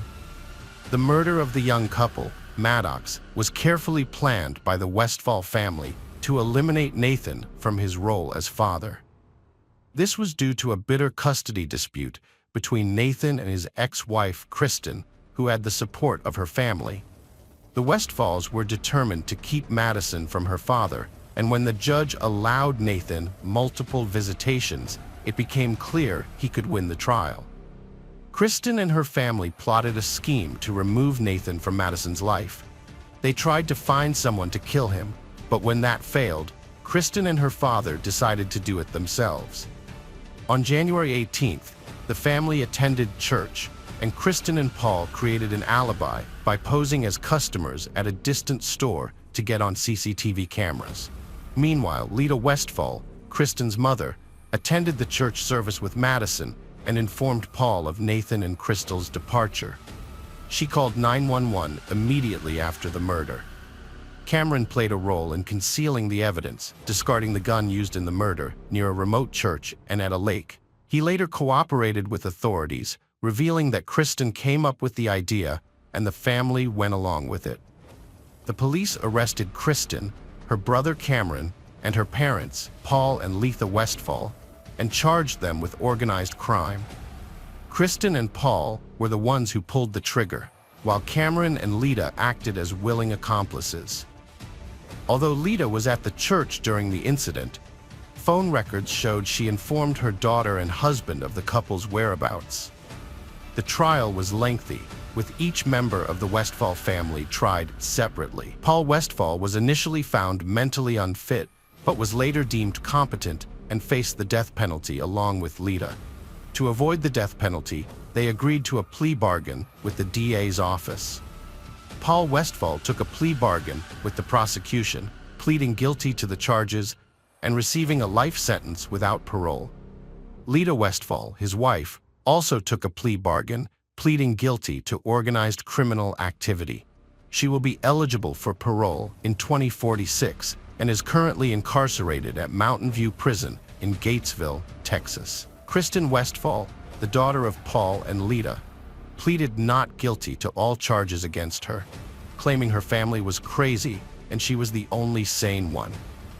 However, when her family members testified against her in court, she was unable to respond. The motive behind the murder of Nathan and Crystal Maddox was revealed to be custody of their 5-year-old daughter, Madison.